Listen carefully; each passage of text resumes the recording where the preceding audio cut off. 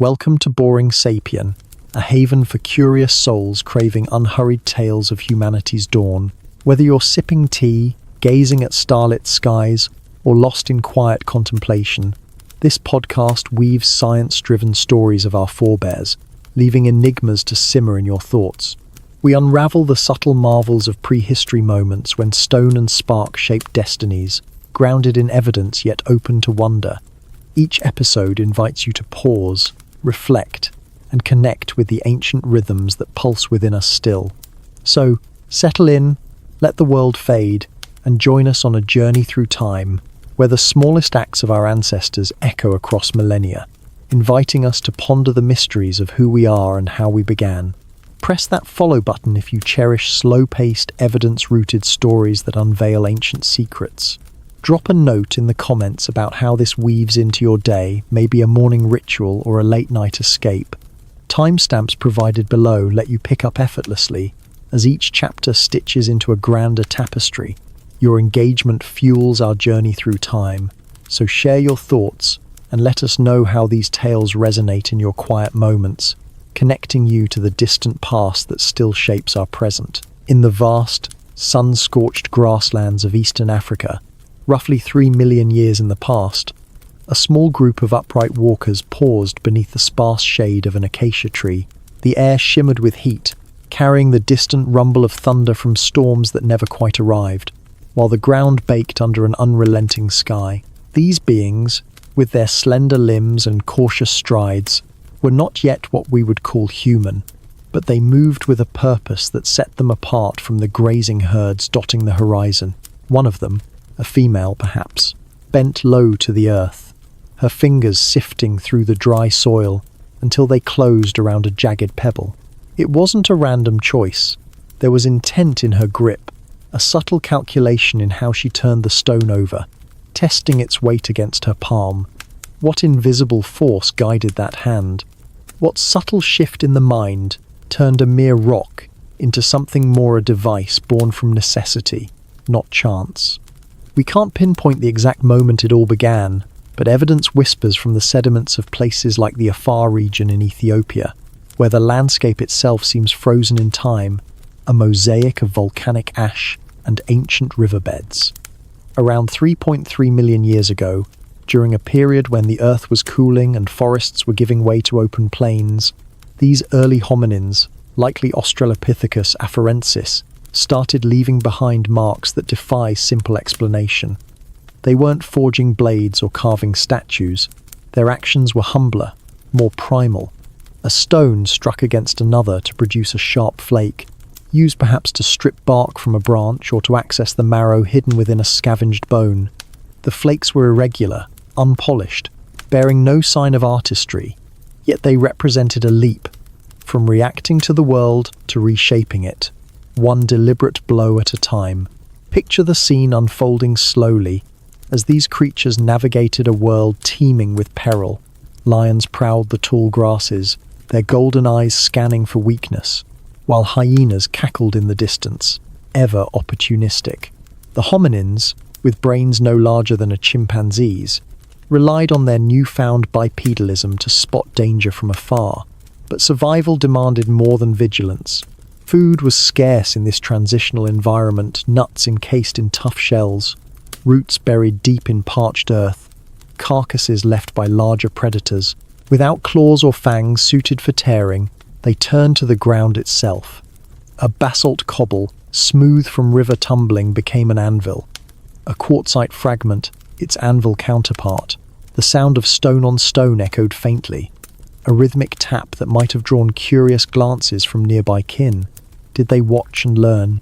Was this the spark of imitation? The quiet birth of cultural transmission in a species still bound by instinct? Archaeologists have unearthed these relics at sites such as Lamekwi 3, where over 149 artifacts lie scattered in layers of sediment, dated with precision through argon-argon methods to 3.3 million years before our era. The tools are crude core stones from which flakes were removed, edges barely honed, but their presence challenges old assumptions. Previously, tool use was attributed to later species like Homo habilis, emerging around 2.8 million years ago. Now, we see that the impulse predates them, embedded in the daily struggles of earlier ancestors. These weren't weapons for hunting mighty beasts. The hominins were more likely opportunistic feeders, supplementing a diet of fruits and tubers with whatever protein they could glean from the dead. A sharp flake could slice through hide, exposing flesh that teeth alone couldn't reach. In doing so, it expanded their caloric intake, perhaps fueling the gradual enlargement of brains that would one day ponder the stars. But why here, in this specific corner of the continent? The East African Rift Valley, with its tectonic upheavals, provided an abundance of raw materials: obsidian, chert, flint, scattered like gifts from the Earth's restless core. Lakes and rivers offered water, drawing animals and plants into concentrated zones where life pulsed intensely. Our ancestors, adapting to this mosaic habitat, faced pressures that favored innovation. Climate fluctuations dried forests, forcing them onto open ground where speed and cunning mattered more than brute strength. Standing tall on two legs freed their hands, allowing experimentation. One can envision a juvenile, playful in demeanor, striking rocks together in mimicry of thunder, only to discover the spark of utility. Over time, such accidents became habits, passed down through groups that huddled together at dusk, sharing the fruits of their labors under a canopy of emerging stars. As the millennia unfolded, these early experiments laid groundwork for profound changes. By 2.6 million years ago, the Oldowan industry took shape, named after the gorge in Tanzania where it was first identified. Homo habilis, with slightly larger crania and more dexterous fingers, refined the process. Their choppers' stones with one side flaked to create a cutting edge were versatile, used for butchering, woodworking, or processing plants. Sites like Kubifora reveal assemblages where tools cluster near animal remains, suggesting kill sites or scavenging spots. The bones bear cut marks, straight and deliberate, overlaying tooth impressions from carnivores. This implies our forebears arrived after the predators but claimed their share, turning leftovers into sustenance. Such efficiency might have allowed more time for rest, social interaction, or even the faint stirrings of creativity. Yet, the mystery deepens when we consider the cognitive leap required. These beings operated with brains around 400 to 600 cubic centimeters, far smaller than our own. How did they conceptualize a tool before creating it? Modern experiments with chimpanzees show they can fashion sticks for termite fishing, but rarely plan ahead or transport materials over distances. Our ancestors did both, carrying favored stones for kilometers, anticipating future needs. This foresight hints at emerging mental templates, abstract thinking in embryonic form. Perhaps it began with observation, watching termites build mounds or birds crack eggs on rocks. Imitation evolved into innovation, a chain reaction that amplified survival odds. Around 1.8 million years ago, Homo erectus stepped onto this stage, their taller frames and longer strides enabling wider ranging. With them came the Acheulean tradition, hand axes that were bifacially worked, flaked on both sides to symmetry. These pear-shaped implements, found from South Africa to the Thames Valley, represent a standardization absent in earlier forms. Weighing up to a kilogram, they could fell small trees, dig roots, or process hides. But their uniformity suggests more, a shared aesthetic or cultural norm transmitted across groups. Did elders demonstrate the napping sequence, guiding younger hands? Fire's integration around 1.5 million years ago, as seen in hearths at Gesher Beno Yaakov in Israel, complemented these tools, softening food and extending usable hours. The environmental ripple effects were immense. Tool use altered ecosystems subtly at first, clearing paths, harvesting plants more efficiently, but cumulatively, it pressured species toward adaptation or decline. Megafauna like giant ground sloths or early elephants faced competition from increasingly adept scavengers turned hunters. Socially, tools fostered cooperation, dividing labor, sharing spoils, strengthening bonds. A successful butchery might feed a group, reinforcing alliances in a harsh world. By 500,000 years ago, refinement accelerated. Levallois techniques emerged, preparing cores for predictable flake removal, yielding sharper, more efficient blades. Sites like Tabun Cave in Israel show layered occupations, tools evolving in complexity. These advancements coincided with brain expansion to over 1,000 cubic centimeters, enabling better planning and perhaps rudimentary language. What drove this relentless progression? Was it climatic instability, pushing adaptation, dietary shifts from tougher foods, easing jaw muscles and allowing cranial growth, or interspecies competition? As Neanderthals and Denisovans branched off, each developing parallel technologies. In reflecting on these pioneers, we see not conquerors, but tinkerers, responding to whispers of possibility. Their stones, silent now in museum cases, once vibrated with impact, echoing across savannas.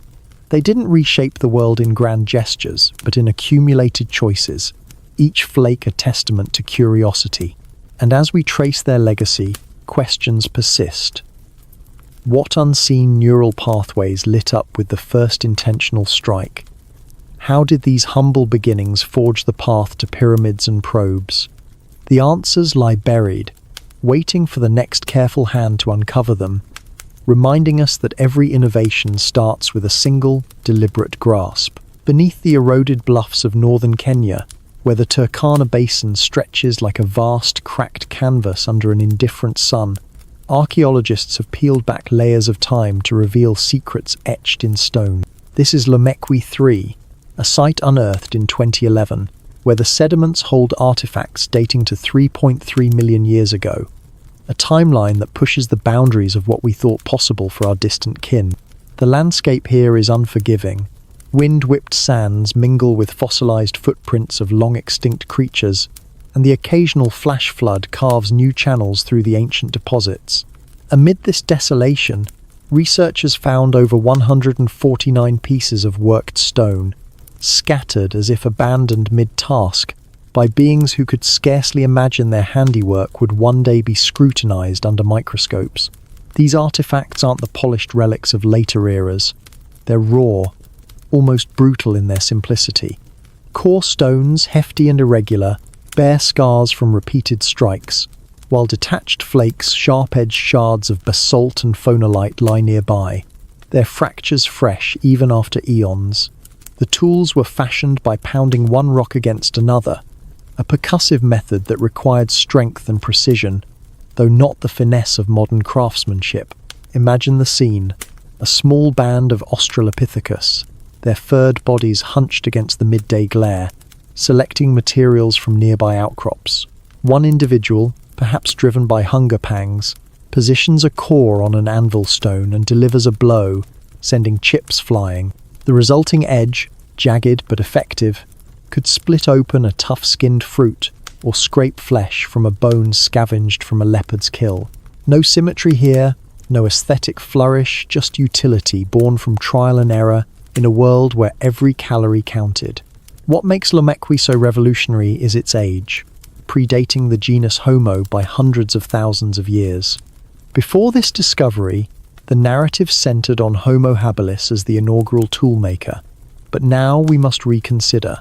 Were these earlier hominins, with their ape-like features and modest brain capacities, truly capable of such foresight? The evidence suggests yes. Taphonomic studies analyzing how these stones ended up buried rule out natural processes like river tumbling or animal trampling.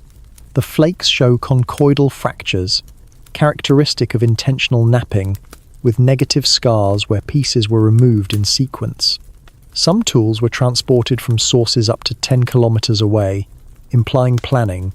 These beings didn't just react to immediate needs, they anticipated them, carrying potential in their grasp across the savannah. Venturing southward to the Serengeti Plains, we arrive at Olduvai Gorge in Tanzania, a rift valley sliced open by millennia of erosion, exposing strata like pages in a geological tome. Here, in the 1932nd, Louis and Mary Leakey unearthed the foundations of the Oldowan toolkit, named for the site itself. Dating from 2.6 to 1.7 million years ago, these implements mark a refinement over Lamechwe's crudeness. Choppers dominate, fist-sized cobbles with one side flaked to form a wavy cutting edge. Versatile for tasks like disarticulating joints or pounding seeds, Manuport's unmodified stones carried to the site served as hammers, their surfaces pitted from use. The gorge's bediron two layers teem with such finds, often clustered near hippopotamus or antelope bones, bearing cut marks, shallow grooves from stone edges slicing through sinew. The implications ripple outward. These tools facilitated a dietary expansion, allowing access to high-nutrient marrow and brain tissue from large herbivores, in a habitat shifting from woodland to grassland, where fruits grew scarcer. This scavenging edge could mean the difference between starvation and sustenance. Isotopic analysis of hominin teeth from the period shows increased consumption of C4 plants, grasses and sedges, indirectly through animal intermediaries, suggesting tools enabled exploitation of new food webs. Socially, too, the artifacts hint at collaboration. Multiple individuals contributing to a single toolkit, perhaps dividing roles, one gathering raw materials, another napping, a third applying the result. Did grunts or gestures accompany these acts? Proto-communication fostering group cohesion. Yet, Olduvai poses enigmas. Why do some assemblages include discoids, rounded cores flaked around the perimeter, while others favour simple scrapers? Environmental pressures may explain. Wetter phases encouraged woodland tools for woodworking, drier ones favoured butchery aids. Experimental archaeology recreates these processes. Modern nappers, replicating older one methods, find that producing a usable flake takes mere minutes but demands hand-eye coordination honed by practice. Our ancestors, with opposable thumbs and strong grips, excelled at this, their brains wiring neural pathways for motor control that would later support more complex endeavours. Further afield, in the Kubifora Formation along Lake Turkana's eastern shore, similar Oldowan relics emerge from 2-5 million-year-old deposits. Here, the tools intermingle with hominin fossils, Paranthropus boisei with its massive jaws, Homo rudolfensis with a flatter face raising questions of authorship. Who wielded these stones? Cut-marked crocodile bones suggest waterside processing, where dangers lurked in the reeds. The site's paleomagnetic dating aligns reversals in Earth's field with artifact layers, confirming antiquity. These findings challenge unilinear evolution. Multiple species coexisted, possibly sharing or competing for technological niches, their innovations diffusing through observation or conflict. As we approach 1.8 million years ago, the narrative shifts with Homo erectus's arrival. There are Acheulean hand axes dominating the record. At sites like Peninge in Spain, Peninge is in Tanzania, but Acheulean spreads globally. In Olorgesailie, Kenya, vast scatters of bifaces, hand axes napped on both faces, to a teardrop profile date to 1.2 million years.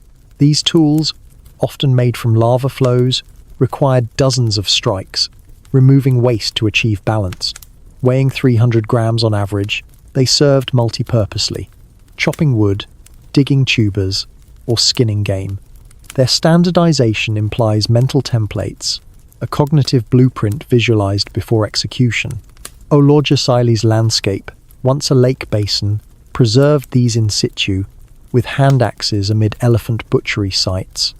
Microwear analysis, examining polish and striations under electron microscopes, reveals uses. Some edges dulled from cutting meat, others scarred from woodworking. This versatility fueled migrations. Homo erectus carried Acheulean tech out of Africa, reaching Dmanisi in Georgia by 1.8 million years ago, where similar axes appear alongside early human skulls. But mysteries cloud these triumphs. Why persist with hand axes for over 1 million years with minimal variation? Cultural conservatism, perhaps, or optimal design resisting change. In Boxgrove, England, 500,000-year-old deposits show exquisite craftsmanship. Horse bones with cut marks, hand axes discarded mid-production. Here, flint knappers selected premium nodules, their strikes precise, waste flakes refitted like puzzles. This site, a former watering hole, attracted megafauna rhinoceros, bison drawn to death by skilled hunters or scavengers. The broader impact reshaped biomes, tool-assisted hunting pressured animal populations, contributing to faunal turnovers. Fire, integrated by 1 million years at Wonderwork Cave, South Africa charred sediments and ash lenses extended tool utility, hardening wooden spears or cooking tubers to unlock nutrients.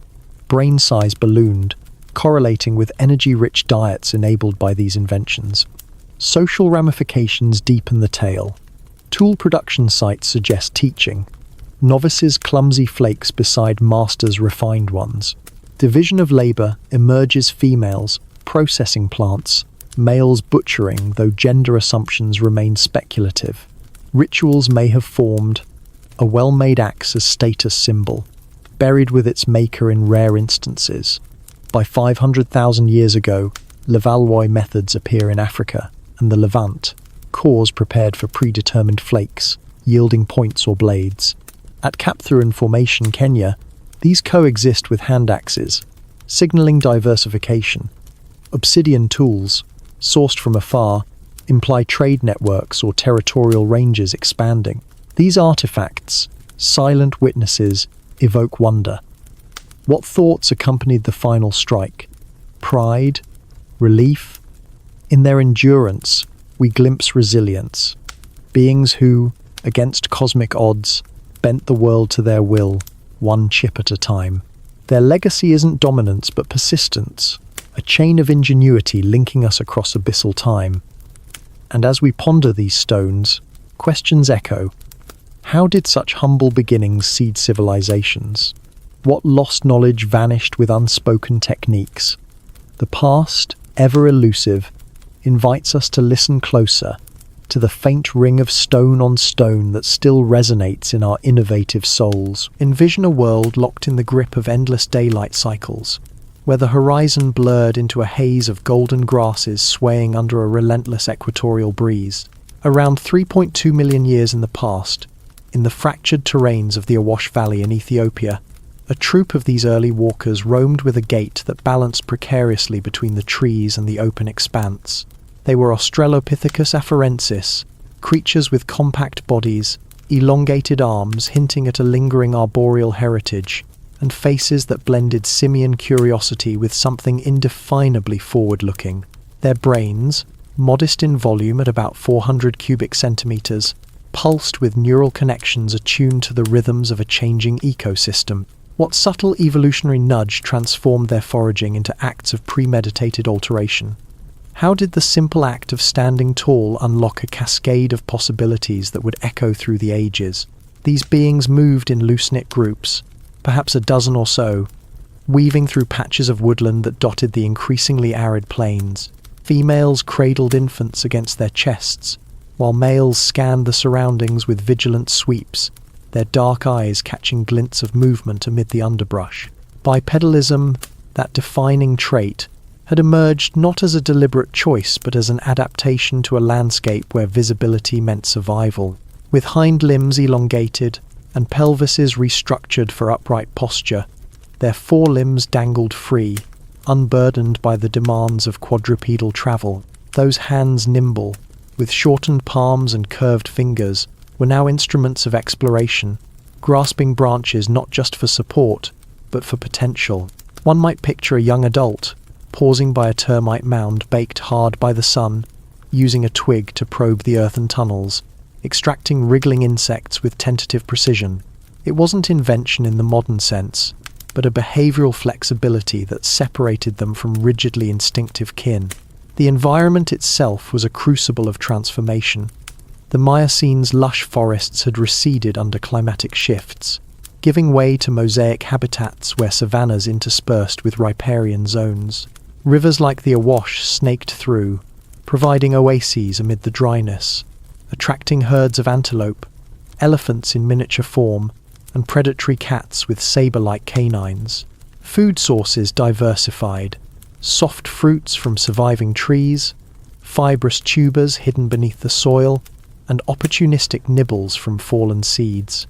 But accessing these required more than brute force. Enter the opportunistic use of objects, stones picked up to crack open hard shells, sticks employed to dig or defend. Paleoanthropological reconstructions, based on fossilized hand bones from sites like Hadar, reveal a grip strength capable of fine manipulation, thumbs opposing fingers in a way that allowed for power and delicacy. This manual dexterity wasn't unique to them. Chimpanzees today fashion tools in similar fashions. Yet, in afarensis, it coincided with a lifestyle that demanded constant adaptation, turning transient behaviors into habitual ones. Fossils paint a vivid portrait. The famous Lucy skeleton, discovered in 1974, showcases a female about 1.1 meters tall, her limb proportions suggesting a life split between ground and canopy. Her foot bones, with a partial arch, indicate efficient striding, while arm strength implies climbing prowess. But it's the associated traces, impressions in volcanic tuff at Leitoli, Tanzania, dated to 3.6 million years ago, that bring the scene to life. Footprints of 3 individuals, preserved in ash, turned to stone by rain, show a leisurely pace, heels striking first, toes pushing off. No tools accompany these prints, but the upright posture they imply freed energy for other pursuits. Energetically, bipedalism conserved calories compared to knuckle walking, allowing longer forays and perhaps more time for social grooming or object play. Did juveniles, tumbling in mock chases, accidentally discover the utility of a branch as a lever? Such serendipity could embed itself in group memory, mimicked and refined over lifetimes. Dietary clues emerge from dental microwear, scratches and pits on enamel surfaces, analyzed via scanning electron microscopy, suggest a mixed intake abrasive grasses, tender leaves and occasional meat. Without natural armaments, they likely scavenged, using rocks to smash bones for marrow or to fend off competitors like vultures or jackals. This isn't speculation.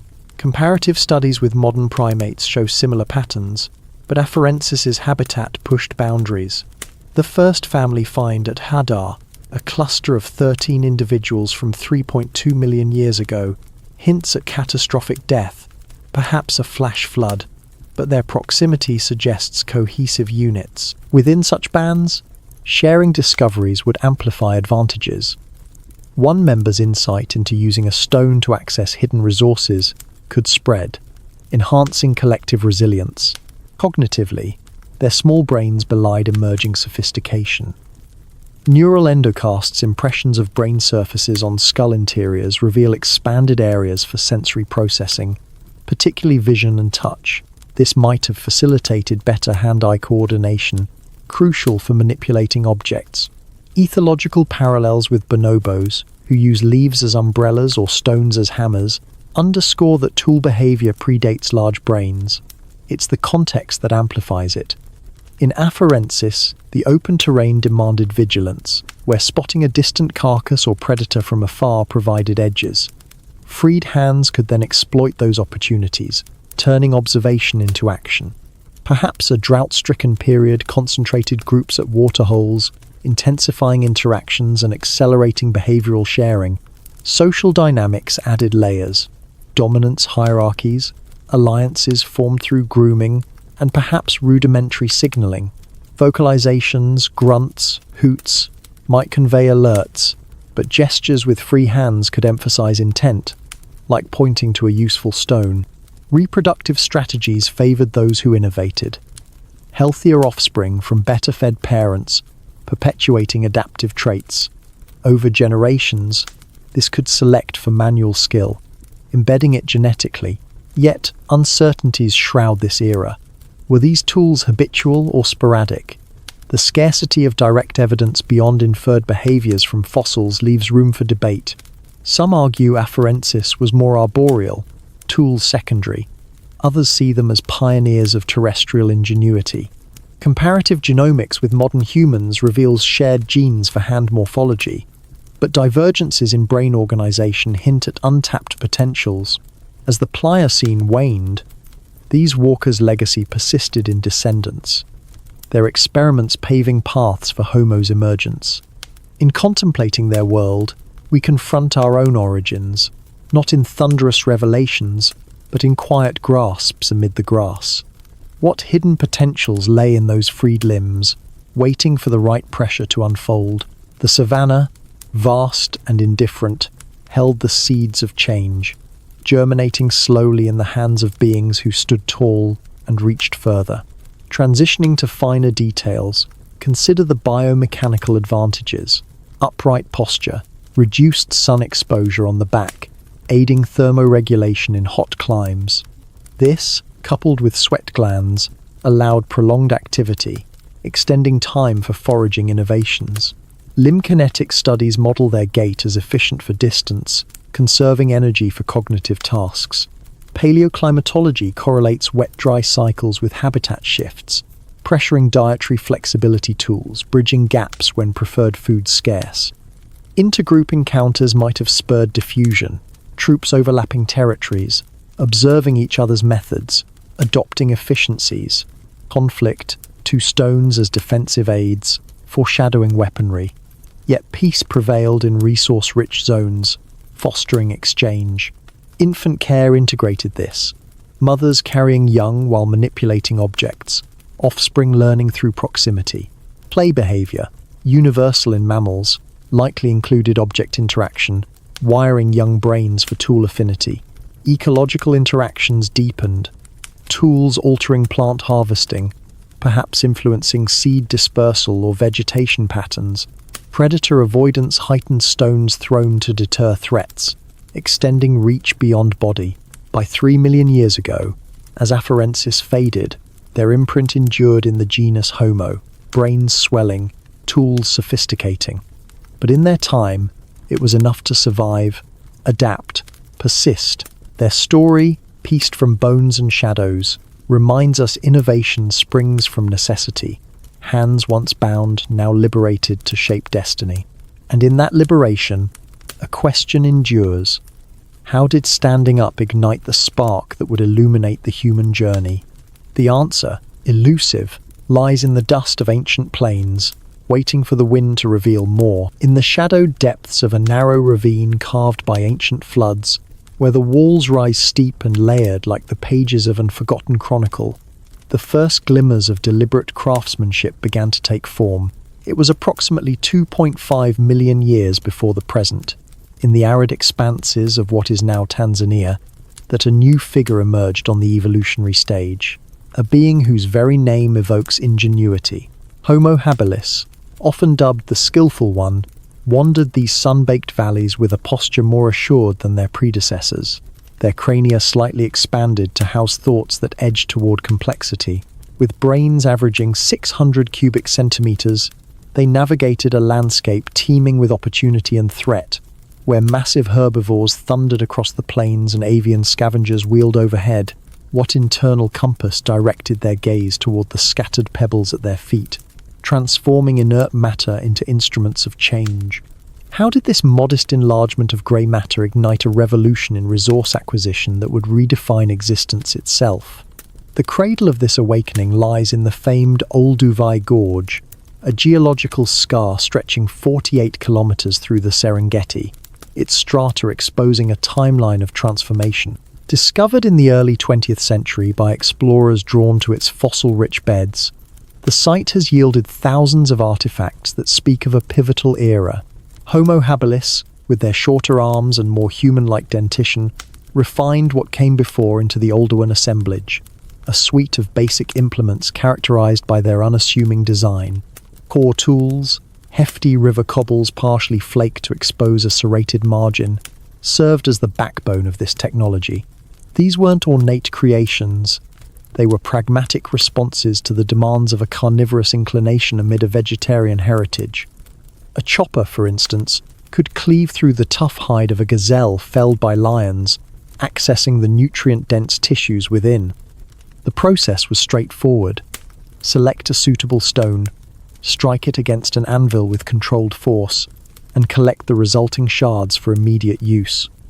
Archaeological excavations at Bed Eye of Olduvai, dated through potassium-argon sampling to around 2.3 million years ago, reveal clusters of these items amid faunal remains: hippopotamus femurs scored with linear incisions, antelope vertebrae parted at the joints.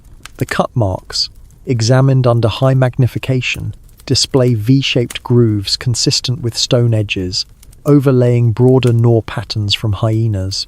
This sequence indicates opportunistic intervention, habilis arriving at kills after primary predators departed, but before decomposition set in.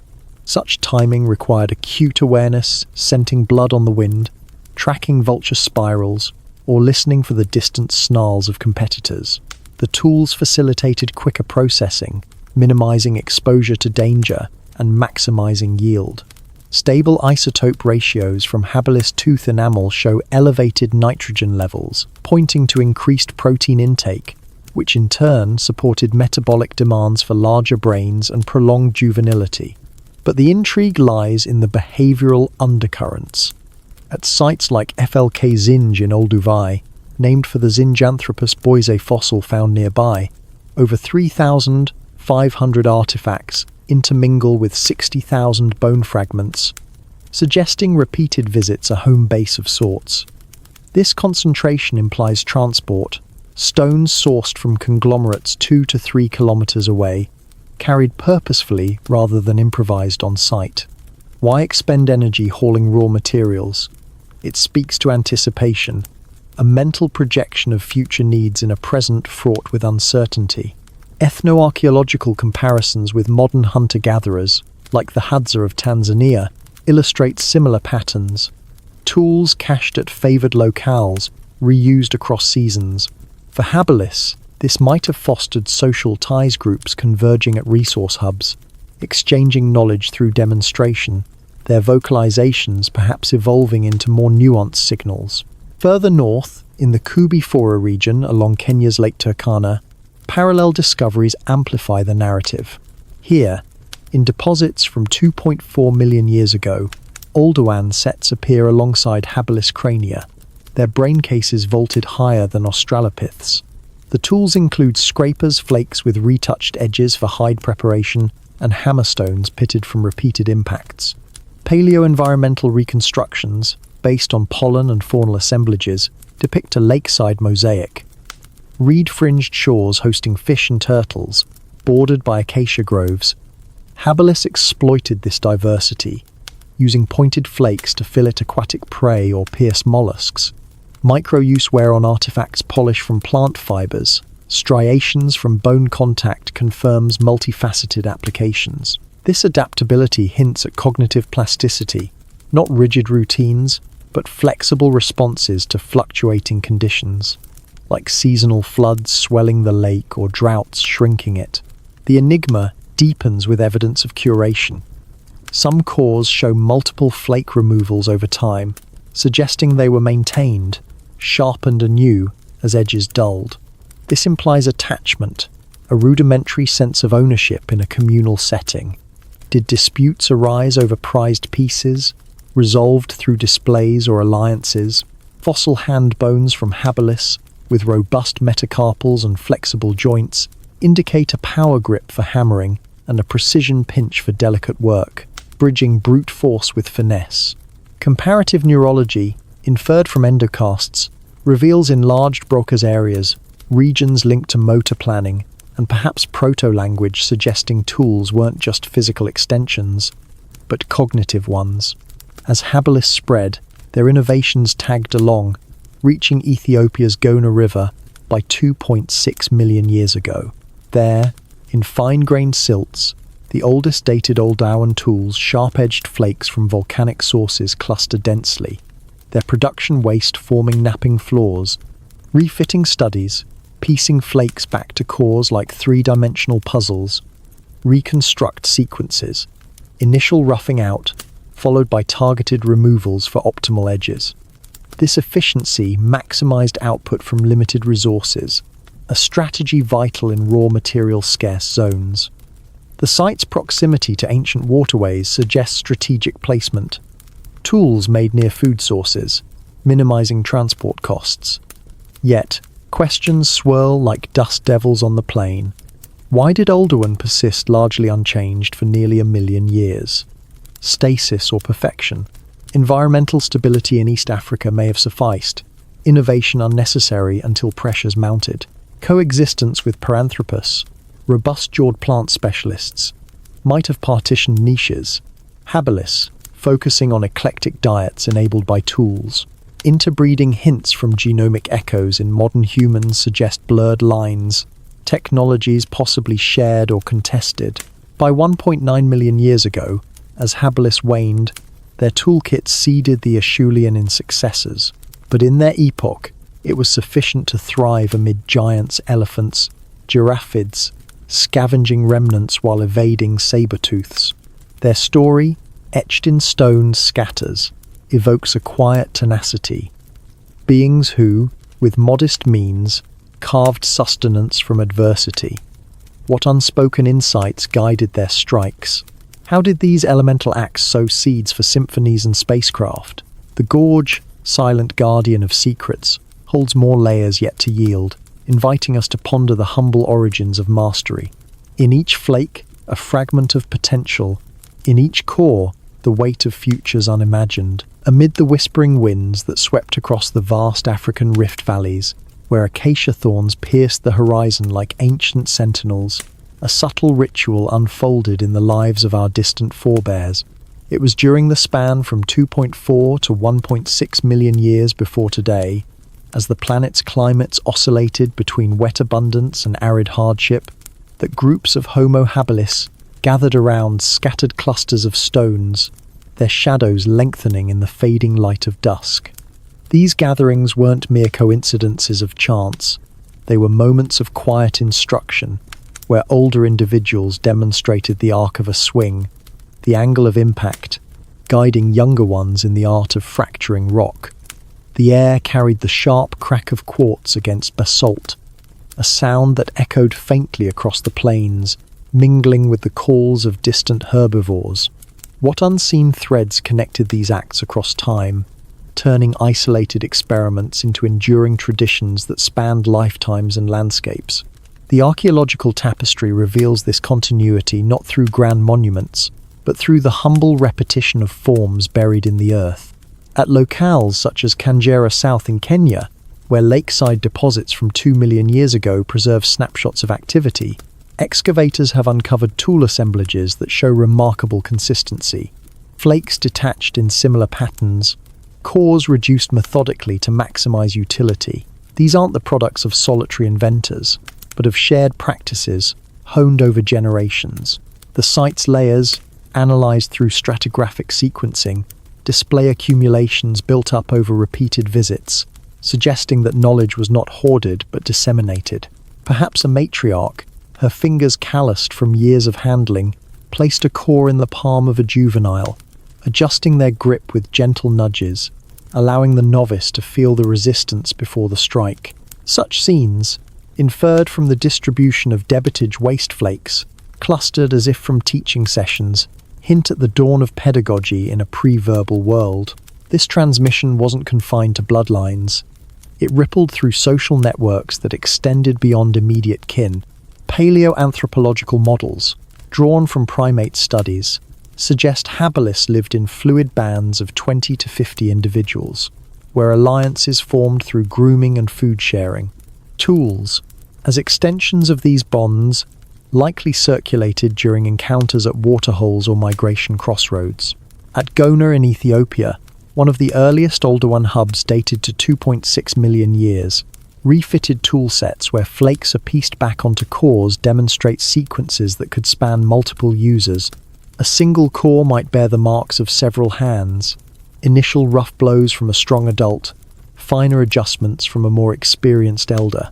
This collaborative refinement implies observation and mimicry, cognitive processes that required attention to detail and memory recall. Modern experiments with capuchin monkeys, who learn nutcracking by watching peers, parallel this. Success rates soar with exposure, embedding skills in group repertoires. Yet, The mechanics of this inheritance pose intriguing puzzles. Without spoken words, how did nuances convey? Gestural communication, perhaps pointing to fracture lines, exaggerating motions for emphasis. Endocast from habilis skulls show asymmetries in brain hemispheres, akin to those in modern humans for handedness and possibly proto-language. Right-handed dominance, evident in 70% of Oldowan tools with clockwise flaking biases, suggests cultural preferences passed down, reinforcing group identity. At Sterkfontein in South Africa, where habilis-like remains mingle with early tools, the cave's chambers might have served as sheltered workshops, echoes amplifying the rhythmic taps, drawing listeners into the lesson. The persistence of these toolkits across vast distances underscores a cultural stability that defies the era's volatility. From the Awash Basin to the Cape, Oldowan forms appear with minimal variation. Choppers for heavy duty, scrapers for finer work. This uniformity, tracked through typological classifications, indicates diffusion rather than independent reinvention. Migratory patterns, inferred from fossil footprints and site distributions, show habilis following seasonal resources, wetter refugia during dry spells, open grasslands in monsoons. Tools travelled with them, perhaps bundled in hides or carried in pouches fashioned from vegetation. Isotopic signatures in teeth from different regions reveal mobility. Strontium ratios varying with local geology, implying individuals born in one area died in another, carrying learned techniques along. Social learning's role amplifies when considering environmental challenges. Volcanic eruptions, like those blanketing landscapes in ash, disrupted habitats, forcing rapid adjustments. At Olorgesailie in Kenya, transitional layers from 1.8 million years show Oldowan persisting amid faunal shifts, elephants replacing hippos as dominant prey. Tools adapted subtly, larger cores for bigger carcasses, yet the core method remained. This resilience points to flexible cognition, where observed successes were replicated, errors discarded. Comparative psychology with ravens, who cache tools for future use, illuminates this. Habilis might have demonstrated not just creation, but maintenance, resharpening dulled edges, a skill requiring foresight. Intriguingly, this era hints at the seeds of specialization. At DK 1-inch Olduvai, artifact clusters segregate, heavy-duty tools near butchery zones, lighter ones by plant processing areas. Did this reflect task division, some focusing on meat division, others on gathering? Fossil evidence shows sexual dimorphism, males larger, perhaps ranging farther for raw materials, females central to group instruction. Juvenile bones with healed fractures suggest care during learning phases, allowing mistakes without fatal consequences. This nurturing environment fostered innovation's spread, turning individual insights into communal assets. The broader implications weave into ecological tapestries. Tool traditions altered interactions with other species, more efficient scavenging, reduced reliance on primary hunting, easing pressures on populations. Yet, it intensified competition with hyenas and vultures, perhaps leading to defensive uses, stones hurled as projectiles. Faunal assemblages at tool sites show over-representation of prime-age animals, suggesting selective targeting enabled by preparation. Mysteries persist in the gaps. Why no evidence of hafting or composite tools? Cognitive limits, or sufficient simplicity. Brain evolution correlates. Habilis's enlarged frontal lobes supported planning, but lacked the parietal expansion for advanced spatial reasoning seen later. As habilis blended into erectus around 1.8 million years, their legacies endured in refined assemblages. But in their time, it was the quiet passing of know-how that bridged generations.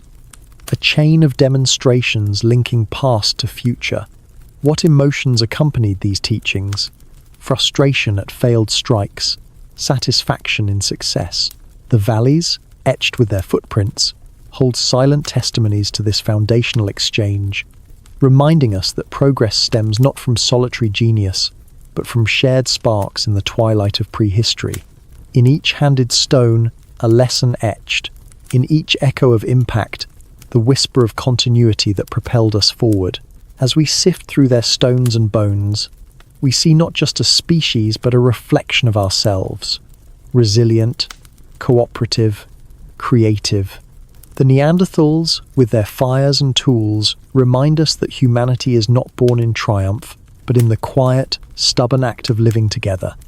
Against all odds, in the high, windswept reaches of Asia, 300,000 years ago, a hidden chapter of human history unfolds in the shadowed caves and rugged plateaus of Siberia. The air is thin, the winters brutal, and the land a mosaic of steppes and mountains where survival demands more than strength. It requires ingenuity, resilience, and a quiet defiance of the elements. Here, a mysterious people emerge, known only through fragments of bone and whispers of DNA. The Denisovans, cousins to Neanderthals and early humans, whose story is as elusive as the mists that cloak their world. They are not mere wanderers but adapters, crafting tools, enduring extremes, and leaving traces that ripple through time. Welcome to the enigma of the Denisovans, whose lives in the high altitudes and distant valleys reveal a humanity both familiar and strange, etched in the stones they shaped and the genes they passed on. The Denisovans are named for the Denisova Cave in Siberia's Altai Mountains, a limestone refuge where their story first came to light. Their remains are scarce, a finger bone, a jaw, a few teeth, but their legacy is vast, carried in the DNA of modern humans across Asia and Oceania. Physically, they are robust, with strong jaws and teeth suited for tough diets, their bodies likely adapted to the cold and altitude of their highland home. Their brains, though unmeasured, must have been sharp, capable of navigating a world where resources were sparse and dangers ever present. The cave, perched at 700 meters above sea level, is a crossroads of survival, its layers yielding tools and bones that speak of a people who thrived where others might falter. The Denisova Cave is a treasure trove of clues. Dated to 300,000 years ago, its sediments hold stone tools, scrapers, points, and blades, crafted with a precision that echoes the Neanderthal Mousterian tradition, but carries its own distinct flair. These tools, found alongside bones of hyenas, rhinos, and deer, bear the marks of butchery, suggesting a diet that balanced hunting with scavenging. The cave's layers, spanning warm interglacials and icy periods, show Denisovans returning season after season, their fires leaving ash and charred bones. At nearby sites, like Ust Ishim, a 45,000-year-old human femur, carries Denisovan DNA, hinting at their wide range across Asia's vast steppes. This was no fleeting presence, but a deep-rooted adaptation to a challenging world. Imagine a dawn in the Altai, the sky streaked with pink, the ground dusted with frost. A band of Denisovans, perhaps 10 strong, moves through a valley, their breath clouding in the chill. A woman with broad shoulders carries a flint scraper, her hands worn from years of work. She pauses to scan the horizon, spotting a herd of saiga antelope grazing in the distance. Beside her, a man sharpens a spear point, its edge honed for piercing hide. A child, bundled in furs, mimics their motions, learning the rhythm of survival. They are not alone. Wolves howl faintly, and the wind carries the scent of pine. This band is a unit, bound by shared tasks and the unspoken trust that keeps them alive in a land that forgives no mistakes. Their tools are a testament to their skill. The Denisovan toolkit, while similar to Neanderthal designs, shows unique touches, blades with curved edges, scrapers tailored for hides or wood. At Denisova Cave, archaeologists find a polished bone needle, dated to 50,000 years ago, its delicate point suggesting sewn clothing or bags, a necessity in the Altai's bitter winters. Other finds a bracelet of green chlorite, a bead of ostrich eggshell, hint at more than utility. These objects, rare and finely made, suggest adornment, perhaps a sense of identity or beauty. The tools are not just for survival, but for living, for marking a presence in a world that erases the careless. The Levallois-like techniques in their flintwork show planning, each strike calculated to yield a specific shape, a process that demands patience and foresight. Hunting in this landscape is no solitary act. The Altai teams with game mammoths, bison, horses, but also with predators like cave lions and bears. At Denisova, bones of large animals bear cut marks, some cracked for marrow, others burned from roasting. These were not chance kills but planned hunts, likely requiring groups to work in concert. Picture a band encircling a bison on a snowy plain, their spears raised, their movements synchronized. One distracts the beast, another strikes, while others wait to butcher the kill. The bones at the cave show repeated, processing meat stripped, hides scraped, bones broken, suggesting every part was used. This efficiency speaks of a deep knowledge of the land, its seasons, and its creatures. Fire is their lifeline. The cave's hearths, layered with ash and charcoal, show fires tended over generations. These are not fleeting flames but anchors, warming the cave against sub-zero nights and softening tough foods. Burned seeds and plant remains suggest a varied diet, berries, roots, and grasses supplementing meat. Cooking, as with Neanderthals, unlocks calories, easing the strain on their robust jaws. The hearths also serve as gathering points, where the band shares meals and tasks.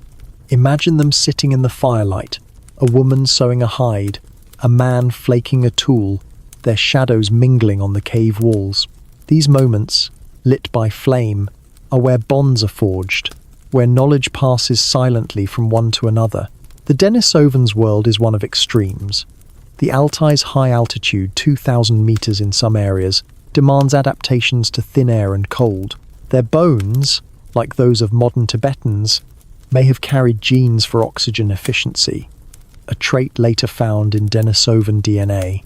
The landscape shifts with the climate: grassy steppes in warm periods, tundra-like expanses in cold ones.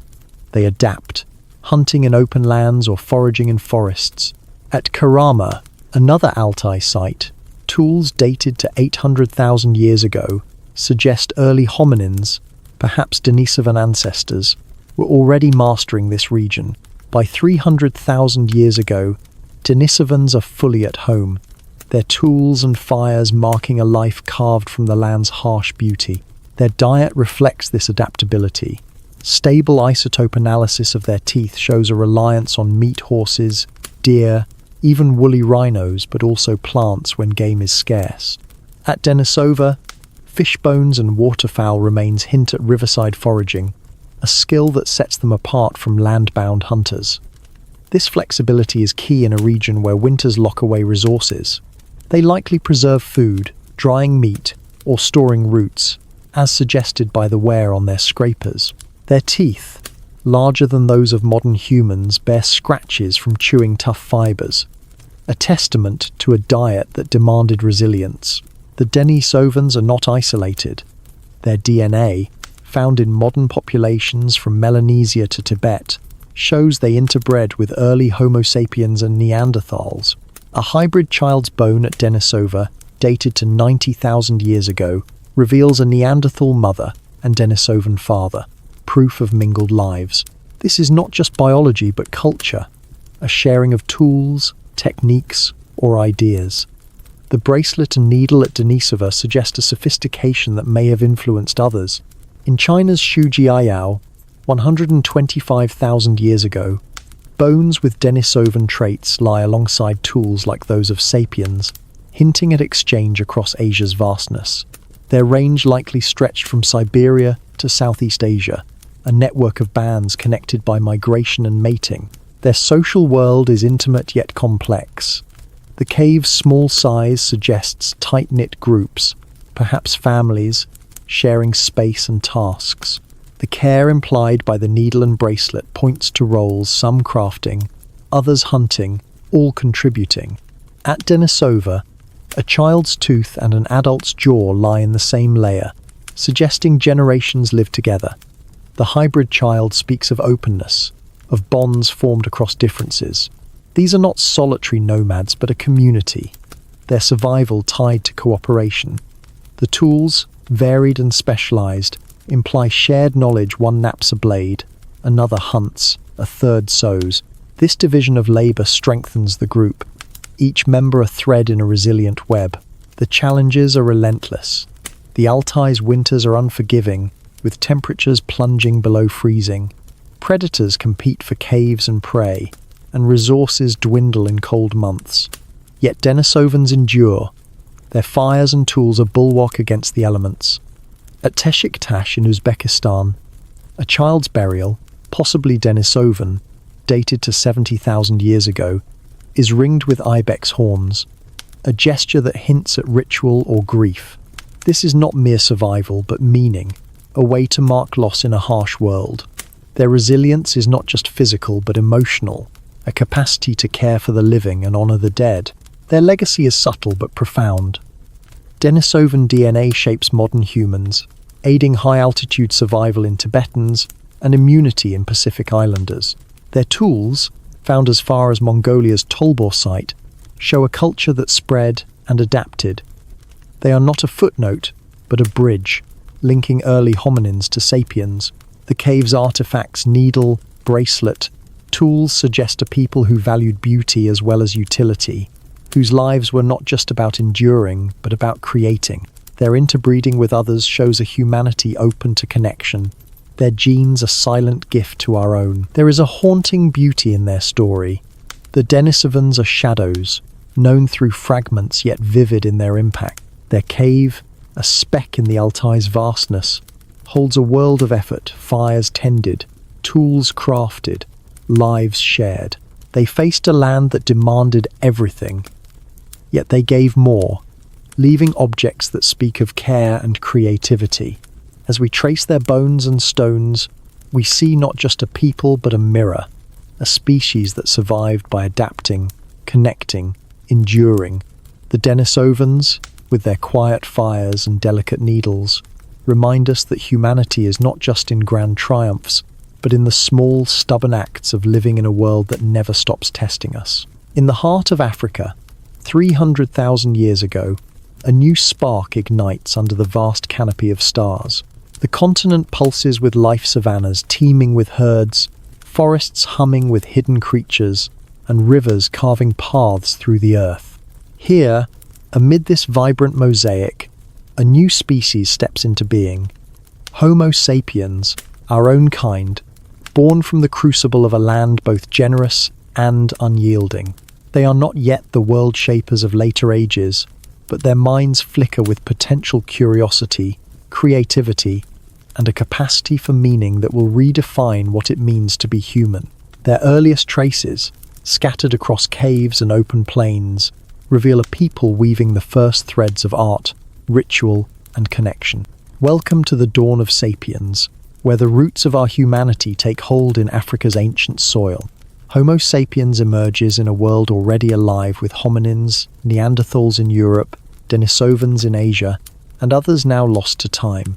Their bodies are not so different from their predecessors. Slender, upright, with hands suited for crafting. But their skulls tell a new story: high foreheads, rounded crania, and brains averaging 1,350 cubic centimeters, primed for complex thought. Sites like Jebel Irhoud in Morocco, dated to 315,000 years ago, yield fossils with sapiens-like features: flatter faces, smaller brow ridges, a sign of minds poised for innovation. These are not isolated finds, but part of a broader tapestry, with similar traces at Omo-Kibish in Ethiopia and Florisbad in South Africa, suggesting sapiens evolved across Africa, not in a single cradle but in many. The archaeological record is subtle, a whisper of beginnings. At Border Cave in South Africa, 200,000 years ago, hearths and tools mark a camp where sapiens lived, worked, and perhaps dreamed. The tools, flakes, blades, and points are refined, showing a shift from the heavy hand axes of earlier eras. Some are small, almost delicate, suited for precision tasks like cutting hide or shaping wood. Nearby, ochre fragments, red and yellow, bare scratches from grinding, hinting at pigment use.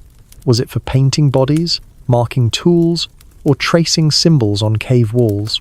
The answer is unclear, but the ochre speaks of intent, a mind reaching beyond survival to expression.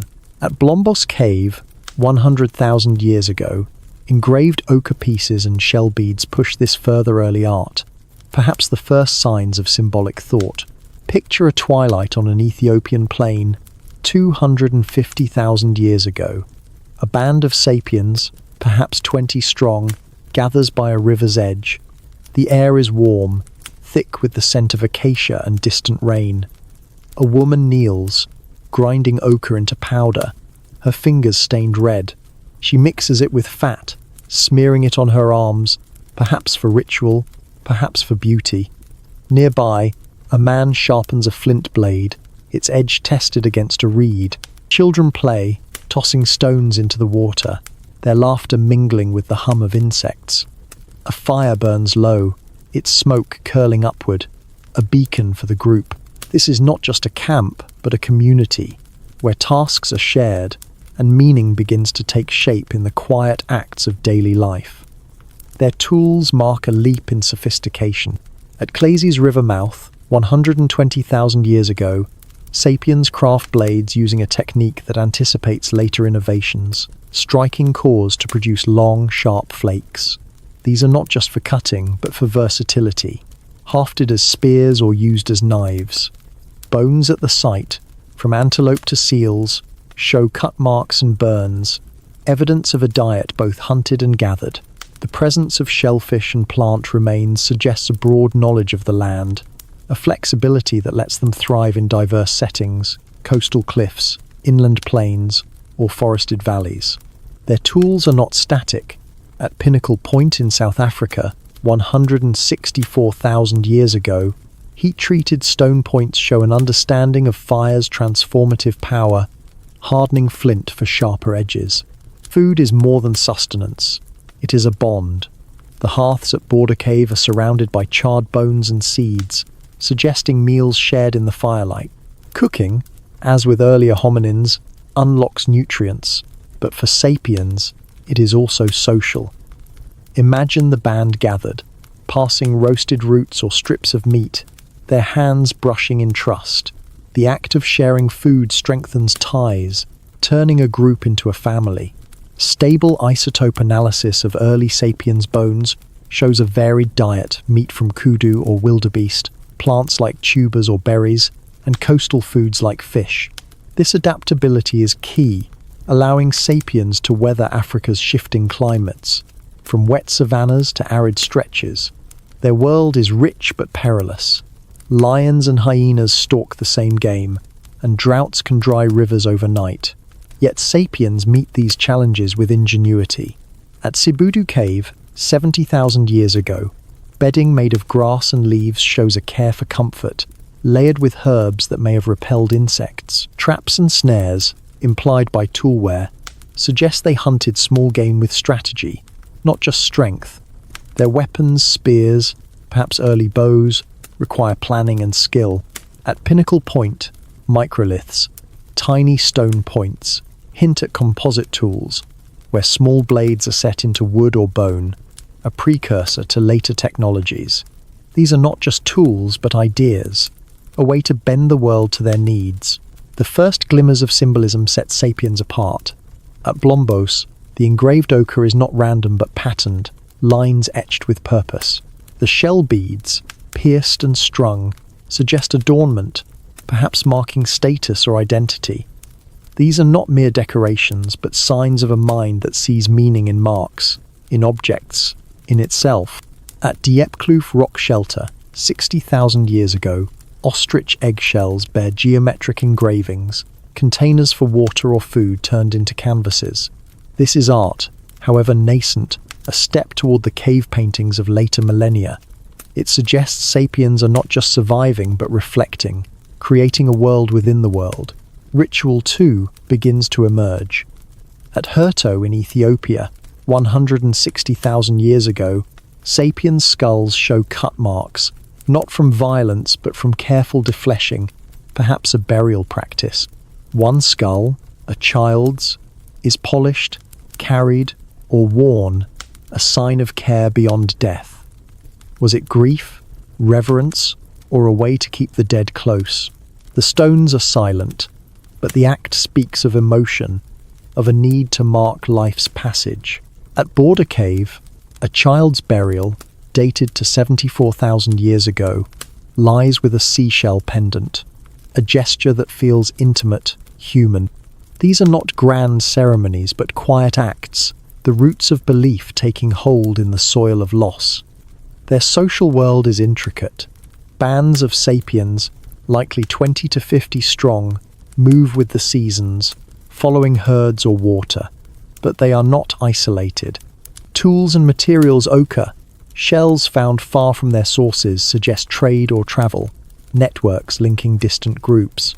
At Olorgesailie, 200,000 years ago, obsidian tools come from quarries 50 kilometers away, hinting at exchange or long journeys. These networks are not just for goods but for ideas, stories, perhaps mates. Genetic studies show early sapiens were diverse, their genes mixing across regions, a sign of connection across Africa's vastness. This is a society, not of cities but of shared knowledge, woven through meetings at rivers or caves. The challenges are relentless. Climate swings, wet periods, flooding plains, dry spells scorching them force sapiens to adapt. At Pinnacle Point, they survive a glacial period by exploiting marine resources, a resilience that keeps them alive when inland game dwindles. Predators, disease, and scarcity test their endurance. But their tools and cooperation are their strength. A broken arm, healed in a fossil from Claces, suggests care within the group. Someone fed, protected, until they mended. This is not just survival but compassion, a hallmark of sapiens even in their earliest days. Their legacy is not just in bones but in the spark of creativity. The ochre, the beads, the burials, these are the seeds of culture, sown in Africa's soil. By 70,000 years ago, sapiens are poised to leave, carrying their tools and symbols to new land. The Blombos engravings, simple yet deliberate, are a prelude to the art of Lascaux, the rituals of Göbekli Tepe.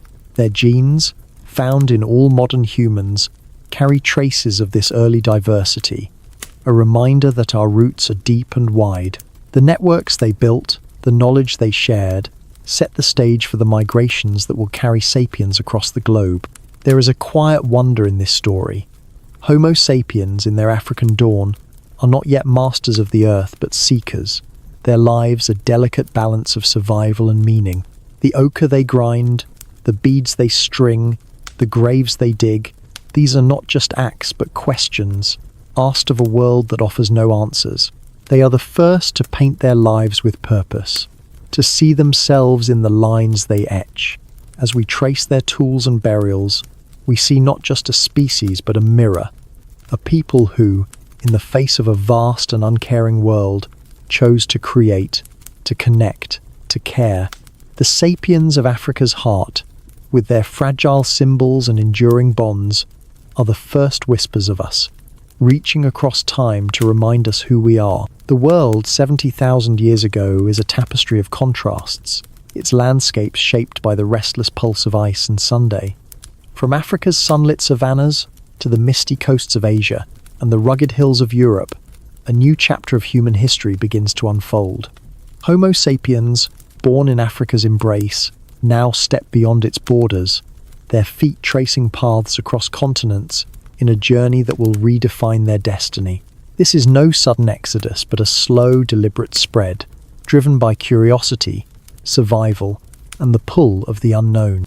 They carry not just tools but ideas, weaving connections with the lands and peoples they meet. Welcome to the great dispersal of sapiens, a quiet odyssey that scatters the seeds of humanity across the globe, leaving traces in stone, bone, and the echoes of shared lives. Homo sapiens, with their slender frames and nimble minds, are uniquely equipped for this journey. Their brains, averaging 1,350 cubic centimeters, hum with creativity and foresight, honed by millennia of adapting to Africa's diverse landscapes.